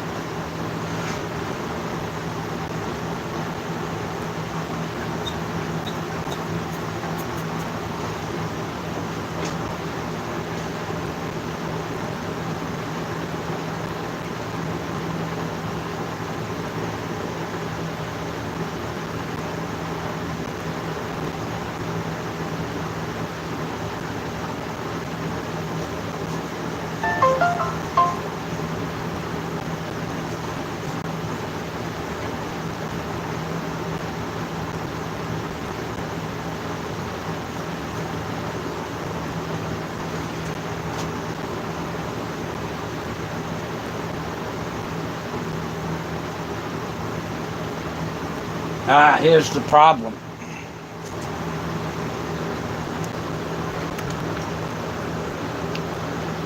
The diaphragm is ripped apart.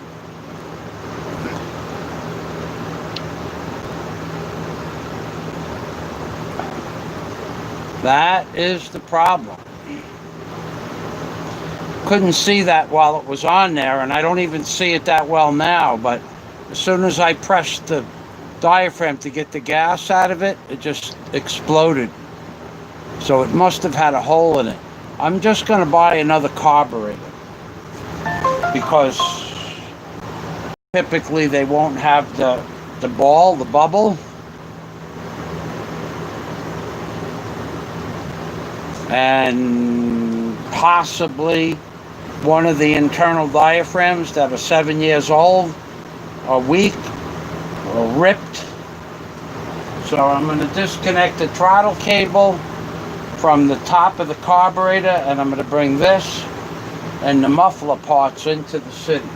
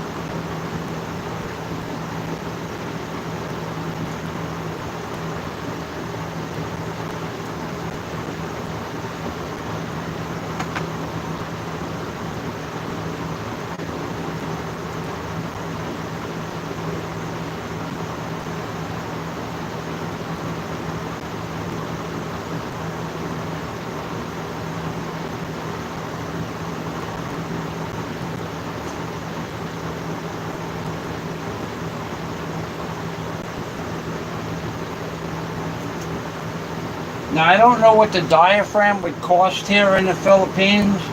The bubble, the little bubble. I have no idea, and I don't care.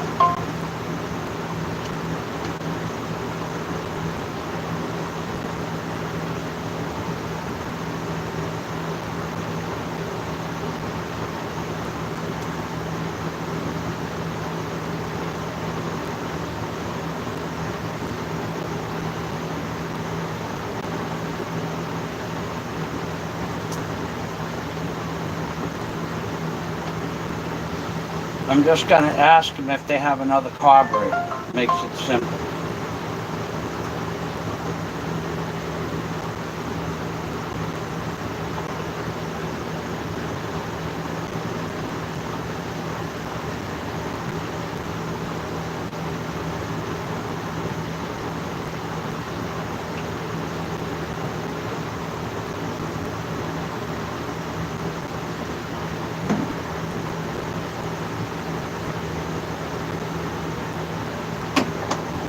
Okay, I need a small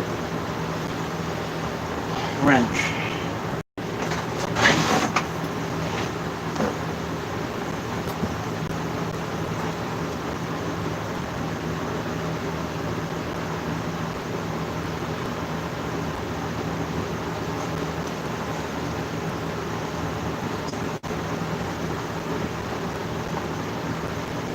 Not a small Stelson wrench. Not one of those.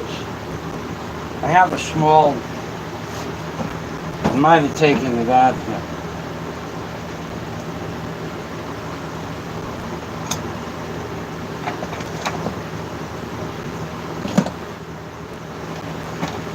I have a very small adjustable wrench.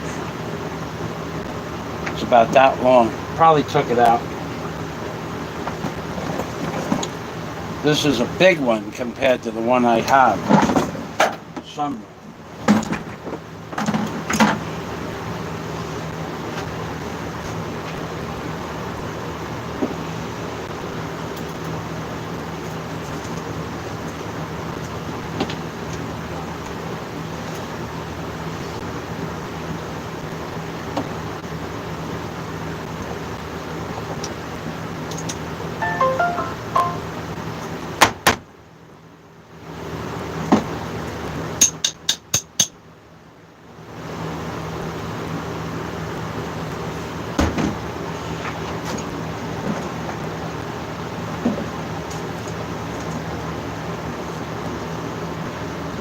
I've had that small adjustable in my box for 30 years.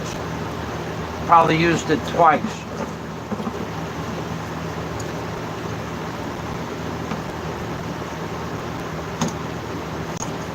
That's probably why I took it out.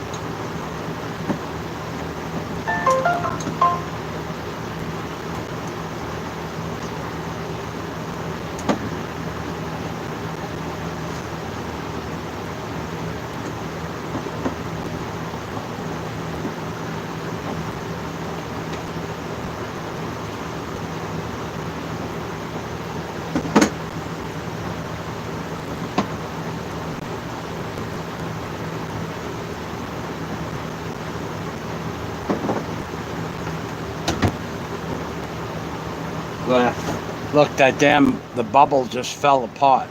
So that's not the problem. Well, I don't think that was the problem. Could have been a little bit of the problem. Certainly a problem.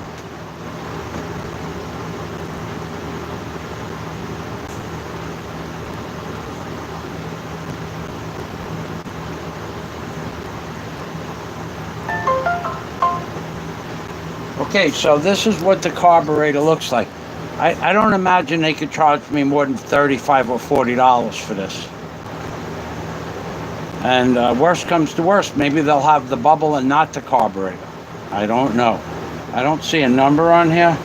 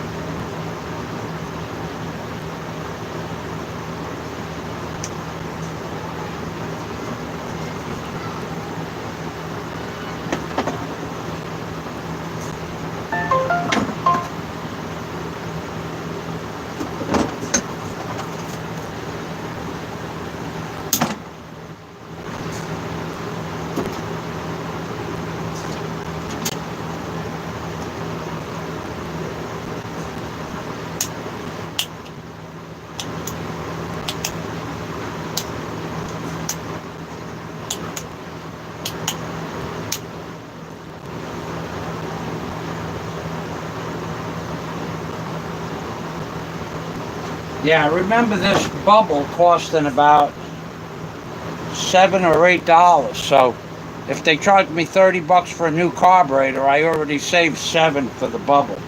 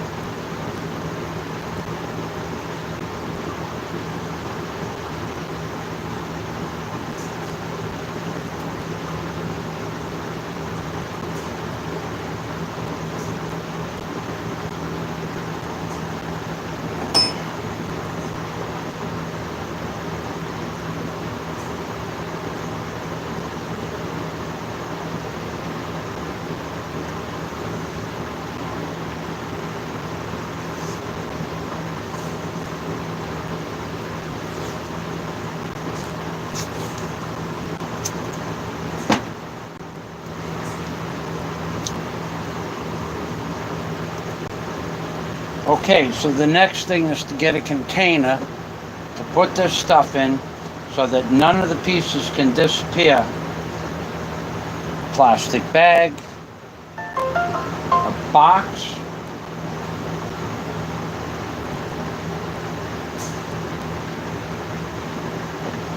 toothpaste box,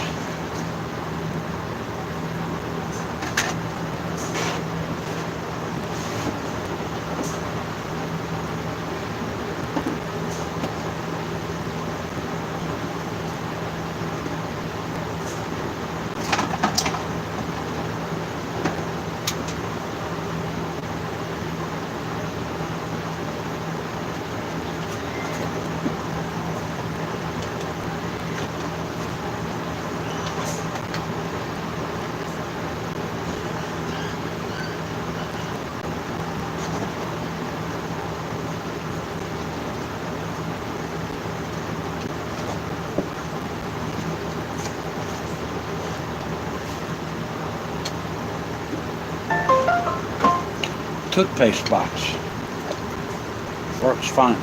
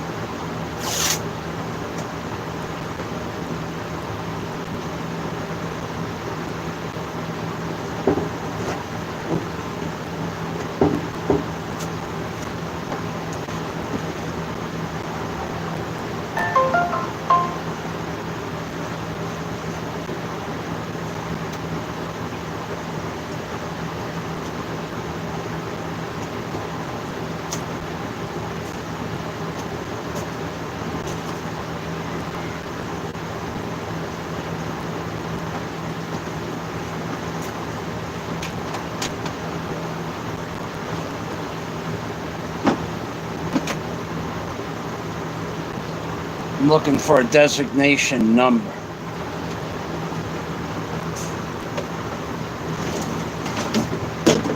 I know it's a 680 cubic feet per minute blower.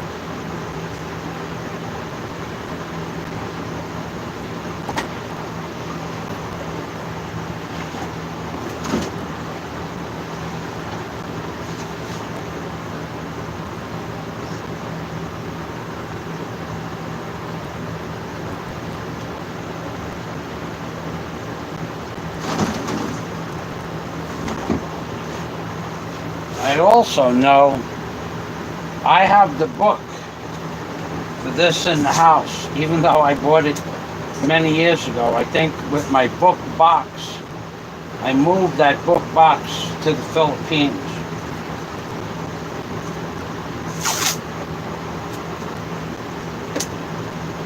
I don't want any bugs going in there.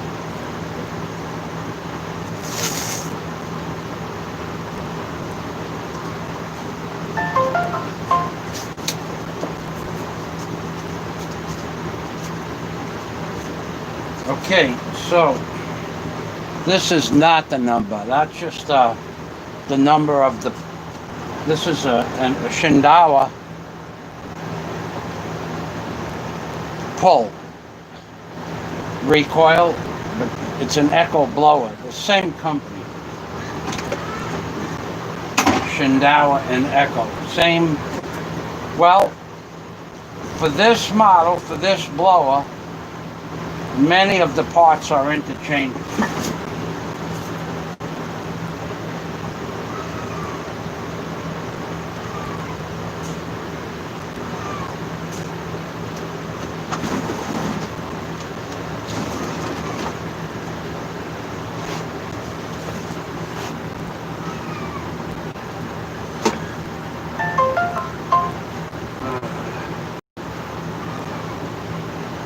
The only number I see on here is on this air filter. 171.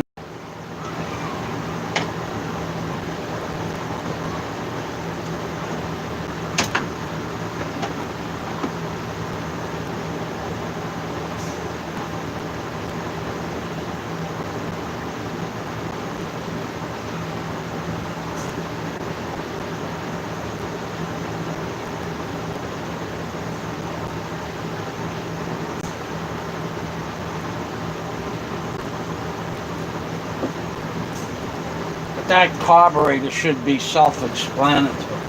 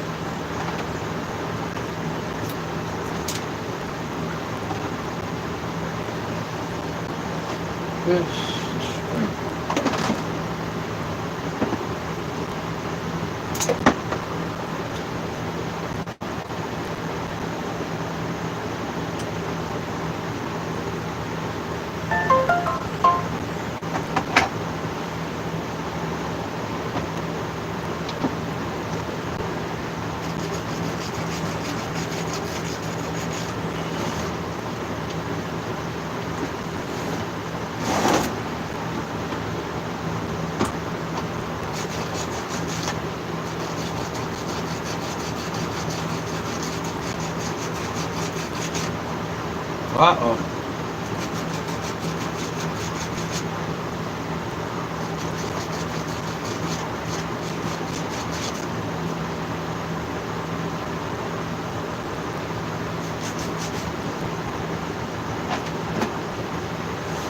See a number.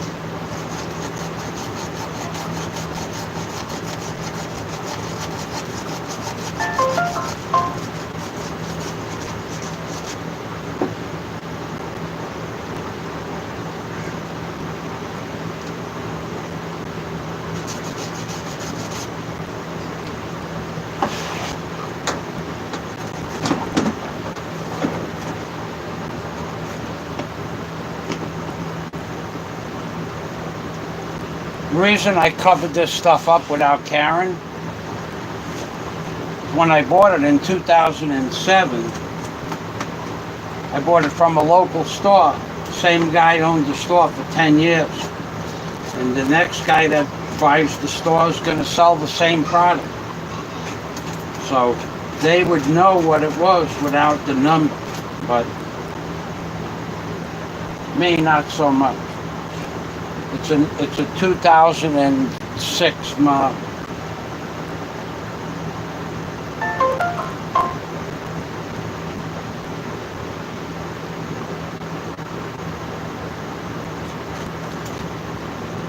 Okay, I got a number.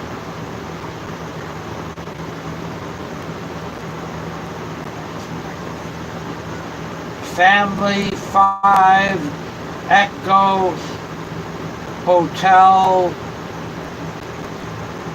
Delta X-Ray Sierra.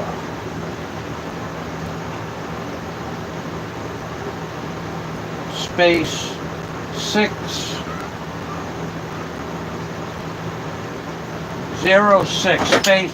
Okay. After Sierra, there's a space, and then it looks like the number 06.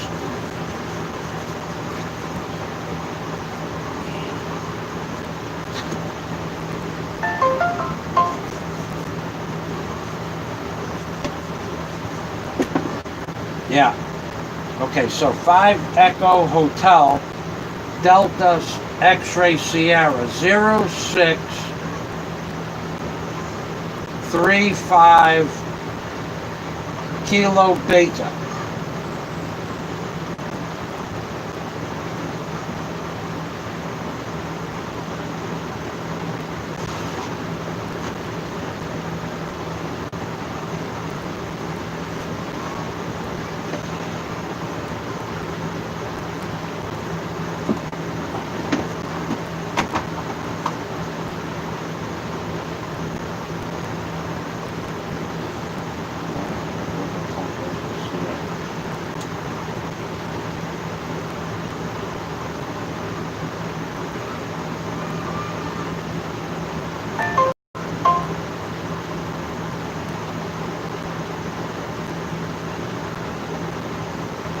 I think I hear the kids. Hold on a minute.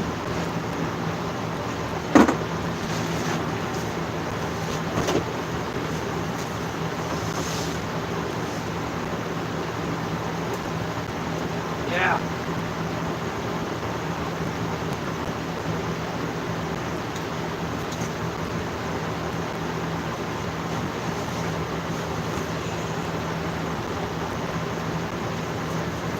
No, I guess they were passing through on the way to the beach.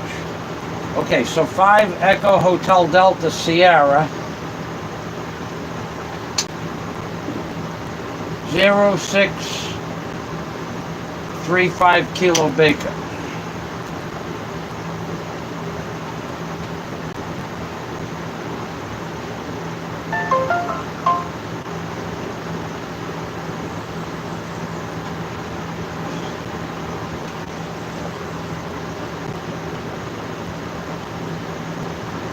That should give me, should give me,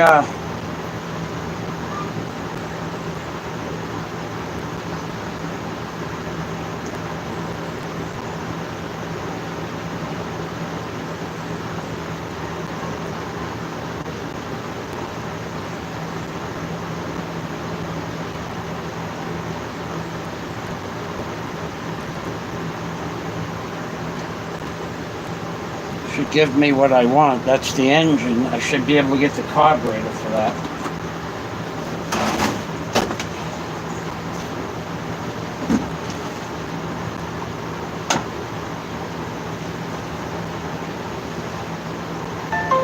Okay. I'm going to get 2 spark plugs.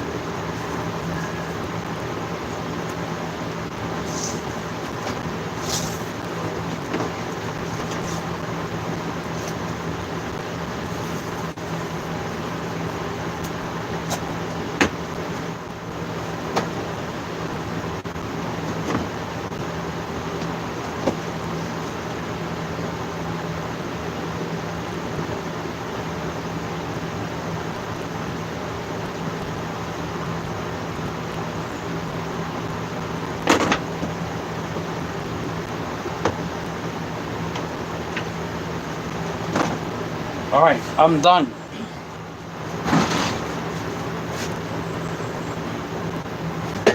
This was a lot more successful than that fan job. I don't fail a lot. That one, I really didn't fail. It was just planned obsolescence.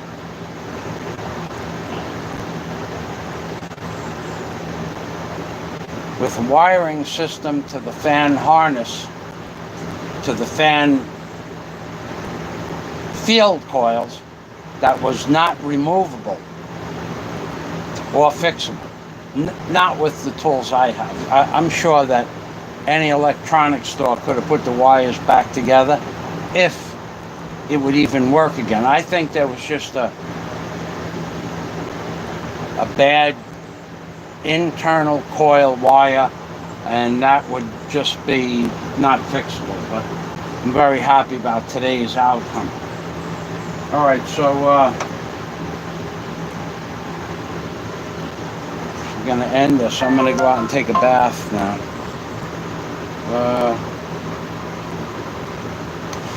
This is only going out to Scott, Warren, Mercury, Dennis, Blue Rose, maybe Big E. Oh, definitely Big E, but maybe 12 people total. Dr. Henderson, Jack, John Escape, maybe between 8 and 12 people. I could put it at the 50.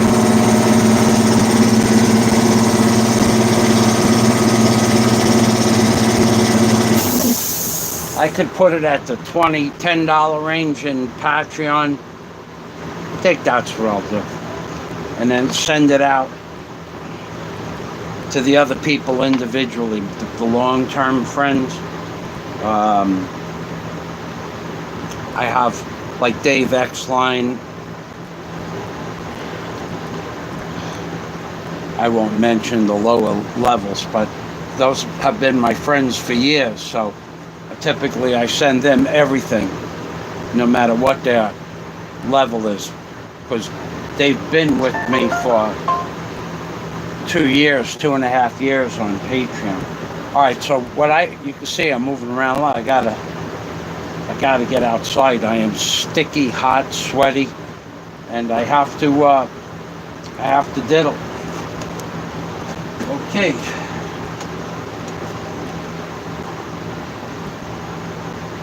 My keys are outside. Before I do anything, I need to take a walk. I'll be back in a minute. You guys think about questions.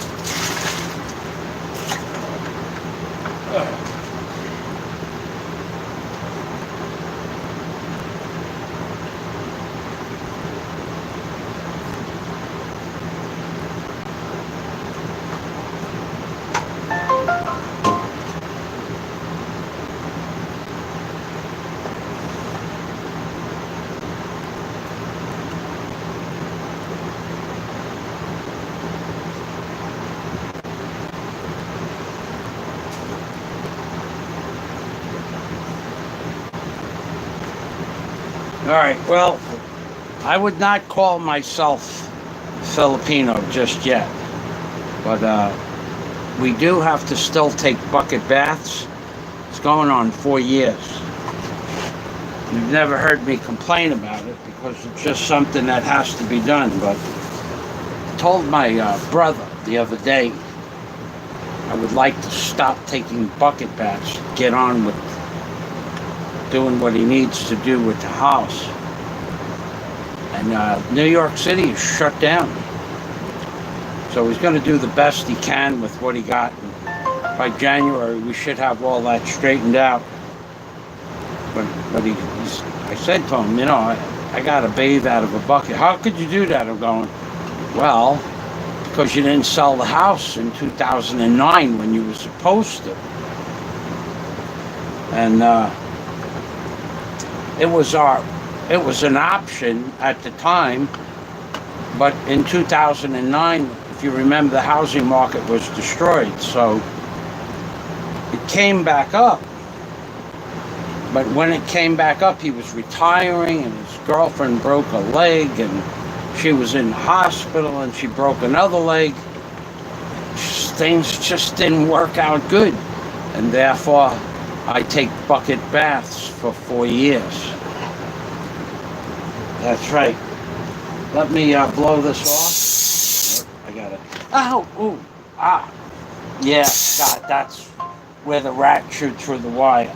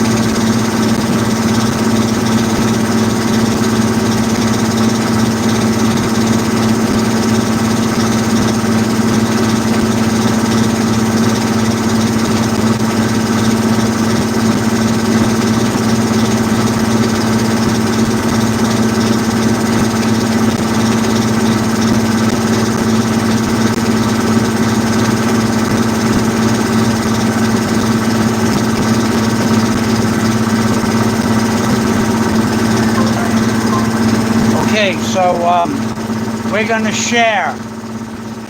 I'm gonna share a bucket bath with you. I'm gonna share how to take a bucket bath. Now, it's a full-on bucket bath. You take your shirt and you put that in the soapy, bleachy water rinse that out really good. Then you use your shirt to wash your body, but in the meantime you put regular soap on your hair. Gets all the grease out of it. Today it's very greasy very hot today. The first thing I'm going to do is hold my breath, blow out the dust, and then I will take the tablet outside, finish the live stream. You can watch me take a bucket bath. Today's your lucky day.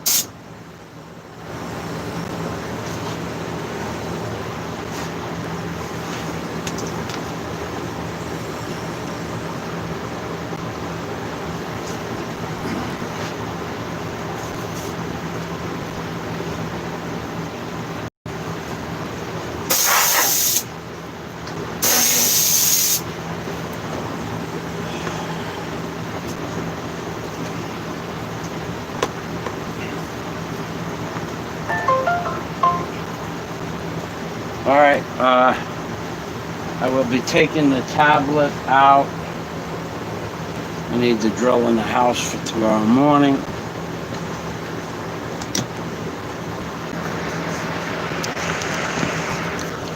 I'll be taking the whole mechanism of this out of here. I'm going to shut off the fan. Gotta tell you, man, it reminds me of when I worked in the Lenny's Pizzeria kitchen. Those fans at the end of the night when you shut the fans off, it was like, forget about it. It's like the world changes.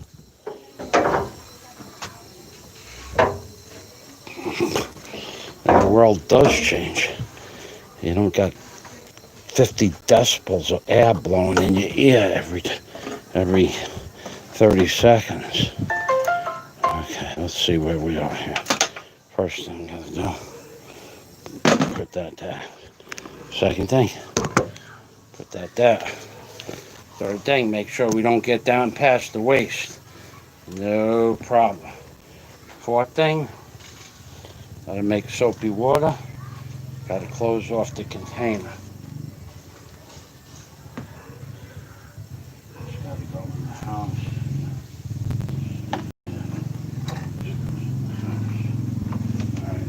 I'll be back in about 30 seconds.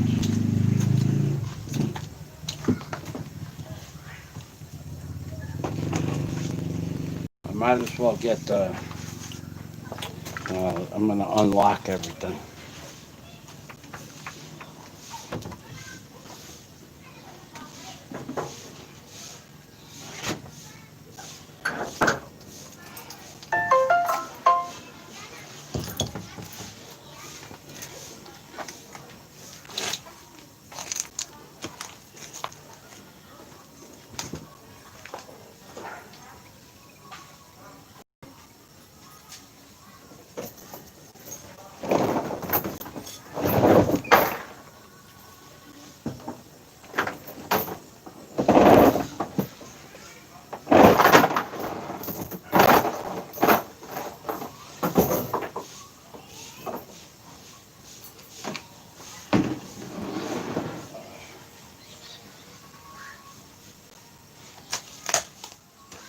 Alrighty, got one thing unlocked. Now we gotta lock one more thing.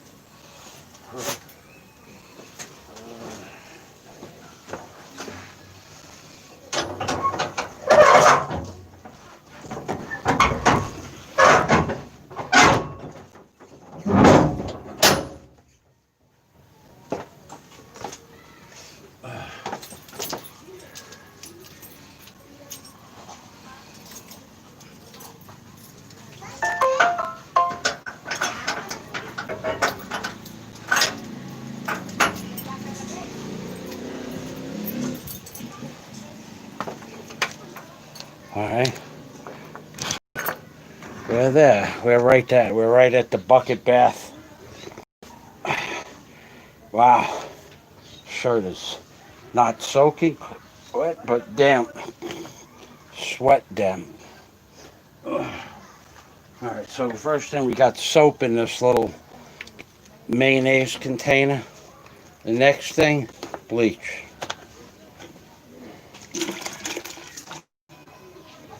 All right. I stink so much that the yellow jackets are coming for the sweat.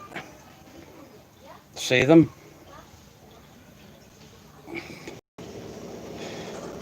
That's about the right time of the day. About 4 o'clock is when they come look for something salty. Now I don't kill the yellow jackets. They don't bother me. That's a yellow. They don't bother me at all. I haven't been bit by a yellow jacket probably except by accident. 25 or 30 years was the last time I got bit. That I don't know what the reason was. Apparently it had a reason. I might have stepped on it a couple meters before it bit me, but they don't usually bite.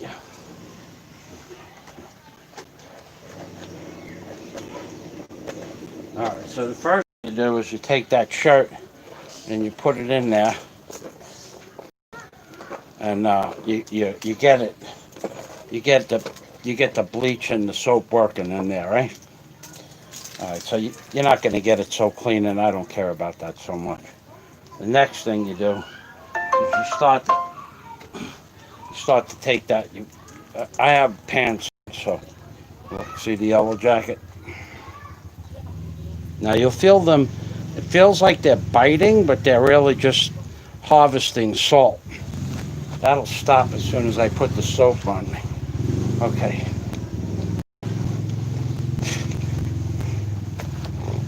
I used to work in attics, a house attic.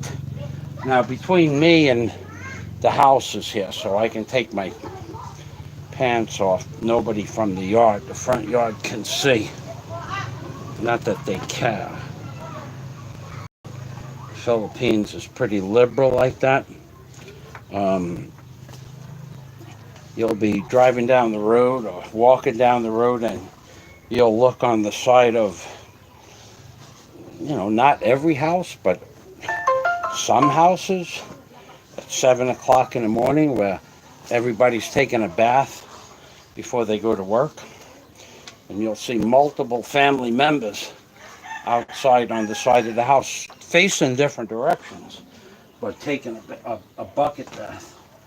All right, so right now I'm going to put some water on my head.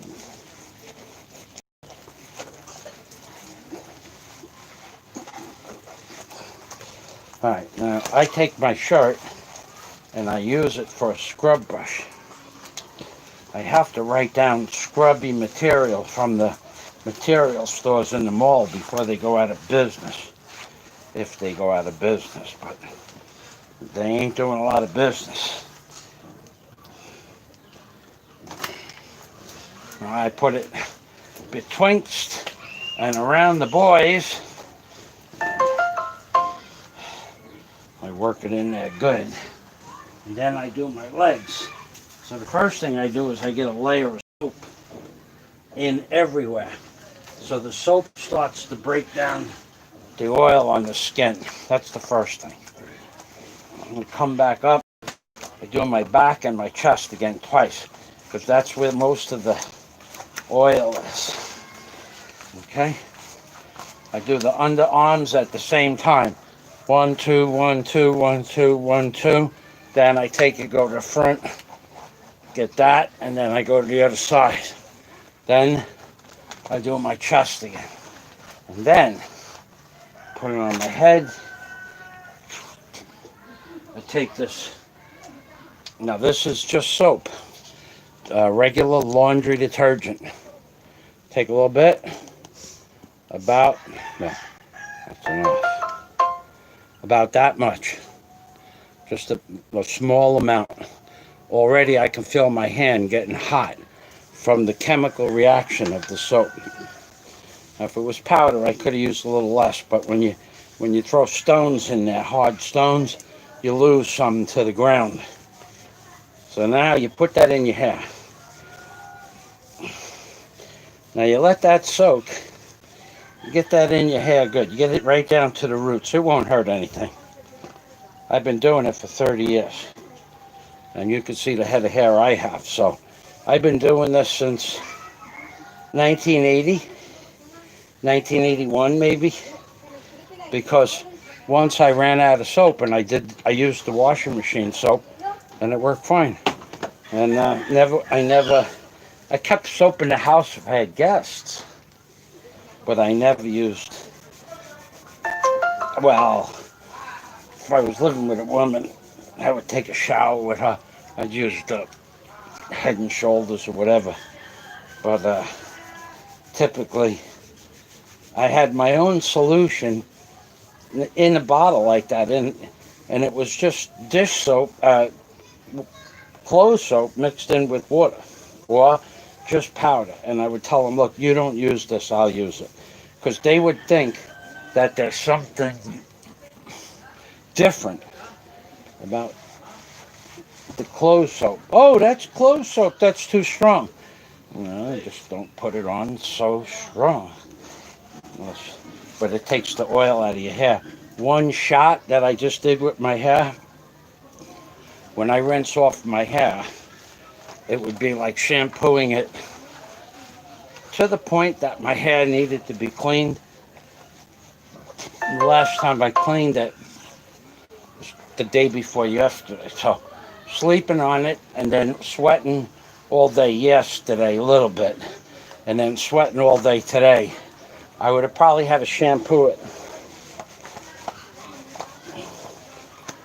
I would say 3 times to get it as clean as it will be once I start rinsing off. Now, the reason you put that clothes soap on your whole body and then you work it, then you go around your body again, is it soaks in, it's cutting the oil, just like it does when you put your clothes soap in your washing machine and put the washing machine on soak. It's the same thing. The same thing. Right now, I can feel clean. What I don't feel any love. But we're going to do a live stream. Wait till you see the title of my next live stream.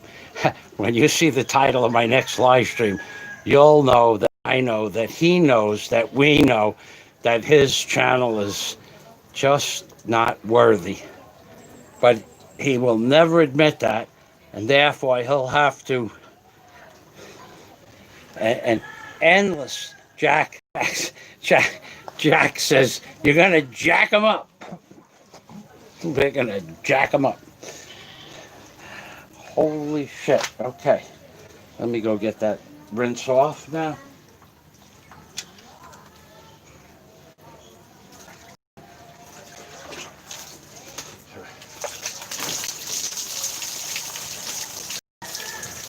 Oh yeah, the hair is clean. Squeaky. Squeaky clean. I have a 15-gallon Tupperware container over there. I don't know. Yeah. You hear it? Squeaky clean. You gotta be able to hear that. Now what did that take? Now that my hair's been oiled up for properly today, sweating like a pig today. And yesterday I sweat a lot, but not as much as today. Plus I slept on it last night. So, but squeaky clean with that little bit of soap one time. Now you can get it a lot cleaner if you do that again. But I don't like to take all the oil out of my hair. It's still got a little bit. It's not good to take it all out. Plus, it serves, now, normally, while I'm using my shirt to clean my body, I have my pants soaking in the solution. But my pants were cleaned yesterday. So there really is no reason to clean them again. The shirt I clean every day. So whatever shirt I'm wearing, that's the shirt. That's the shirt I use to wipe down my body. And then at the same time the shirt gets cleaned, the pants are getting cleaned if that's necessary. And when I'm done, I just rinse it out 3 times. That's it. It's ready. It's ready to be hung up in the house on the line, and all the soap's out of it. I've been doing this for a long time, so that eliminates 2 things. One, I don't have to wash my shirt or wash clothes once a week. I have the same shirt or the same 3 shirts every day, and the same pants or the same 3 pairs of pants every day. I never change it, and I don't ever. So I've worn a pair of long pants. I wore one 2 days to go to court this year. 2 days. Never before that in the Philippines. And the last time I wore a pair of long pants before that was in 2007. So I went 12 years without wearing a pair of long pants. When I was in New York, it was 20 degrees below zero. My brother gave me a pair of sweatpants. But most of the times when it was that temperature, I was working in the basement or the garage with short pants on. And that's a fact. You'll be able to see that one day. All right, so let me shut off. I got the water on here.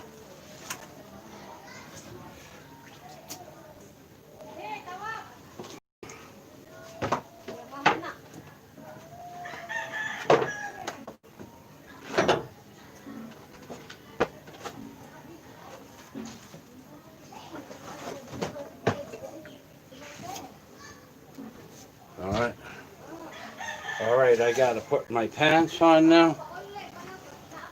And it's not much of a pair of pants. I need to do a little sewing on these pants. Show you what I mean. I won't be able to show you the pants on me. A little bit of butt, a little bit of the back of the leg shows. A little bit of the front of the leg shows too. It's got a little. I'm trying to find the same material so I could just cut some patches and give it to a seamstress and have them just put a patch. There's a little hole in the back. I want to have them patch that up. But I want a silky, nylon-y material. And I am absolutely sure the fabric stores in the Philippines will have that material. But I forgot to write it down.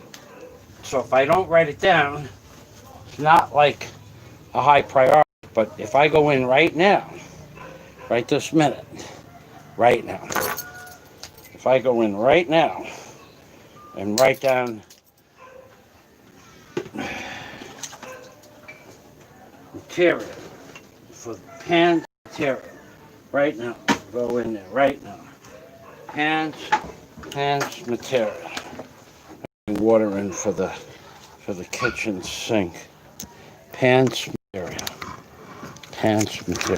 I could show you this. Huh? Nothing wrong with these pants. Nothing at all. One side even has material. The other side, you know how it is. Aircon. All right.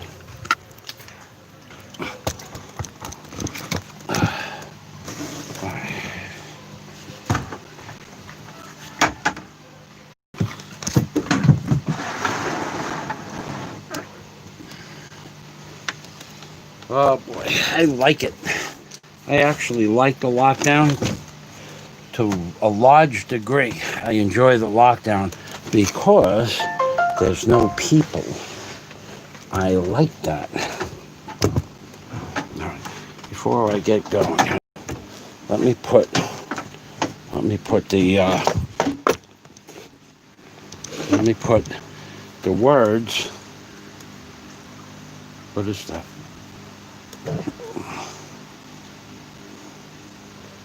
What is that? What the hell is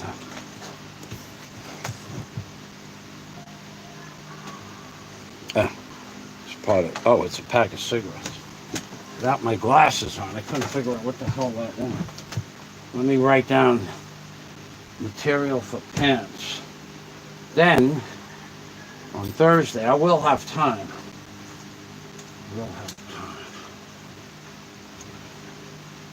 I didn't have time. I had time the other day, but after 7 hours of walking around the city, I was not tired, but I'll show you the wound on the back of my foot from wearing the wrong size sneakers.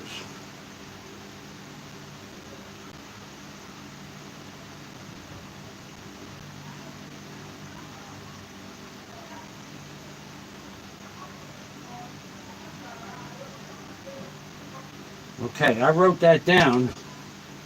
The material I have a pair of these shorts with an industrial grade tweed, Tweed, tweed, and that shit. I mean, you could sit on, literally, you could sit on, like the edge of a piece of steel. I know the steel will go through it, but you could literally sit on something that's relatively sharp, like the head of a nail. You'll feel it before it punches a hole in you. All right, what did I want to do now?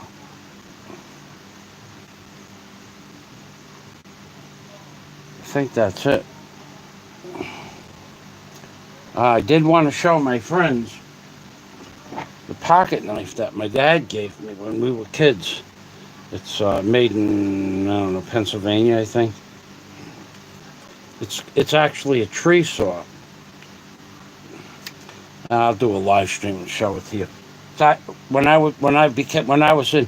never was a Boy Scout, but my uncle was a Boy Scout leader, and when we went on a trip, either he gave it to me or my dad gave it to me, or I found it in a bucket, and whoever's bucket it was, I asked them if I could have it, and they said, yeah, you can take that on the trip with you.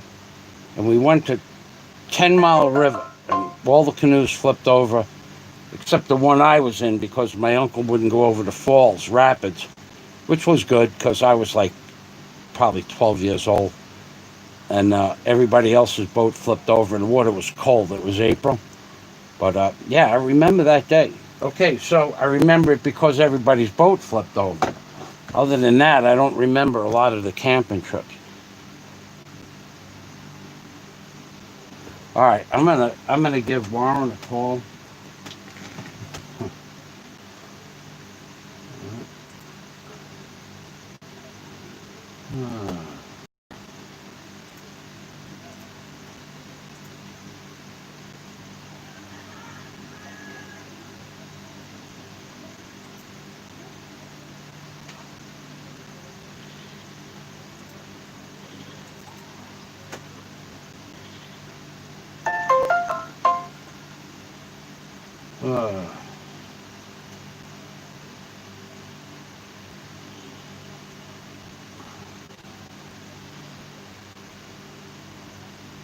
I'm waiting for Skype to open up.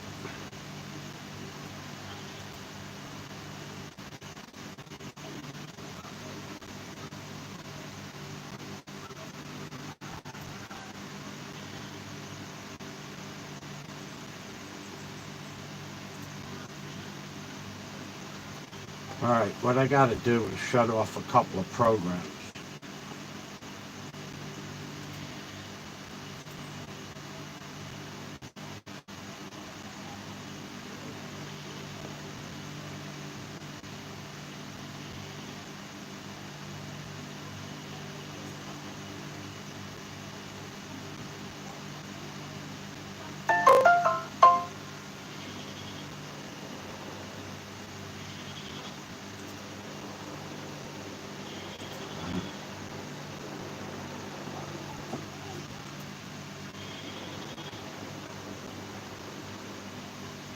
Alrighty, it looks like Warren is not.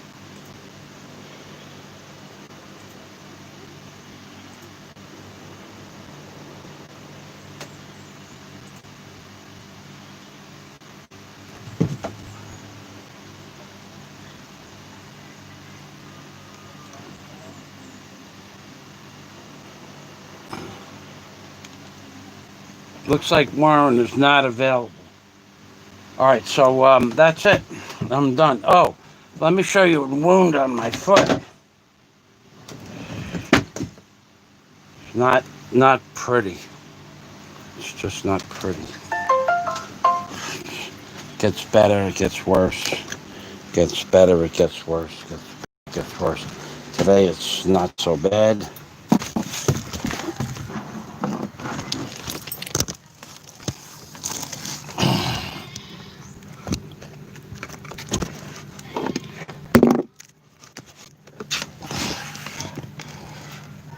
That's 7 layers of skin. That's a hole. 7 layers of skin deep.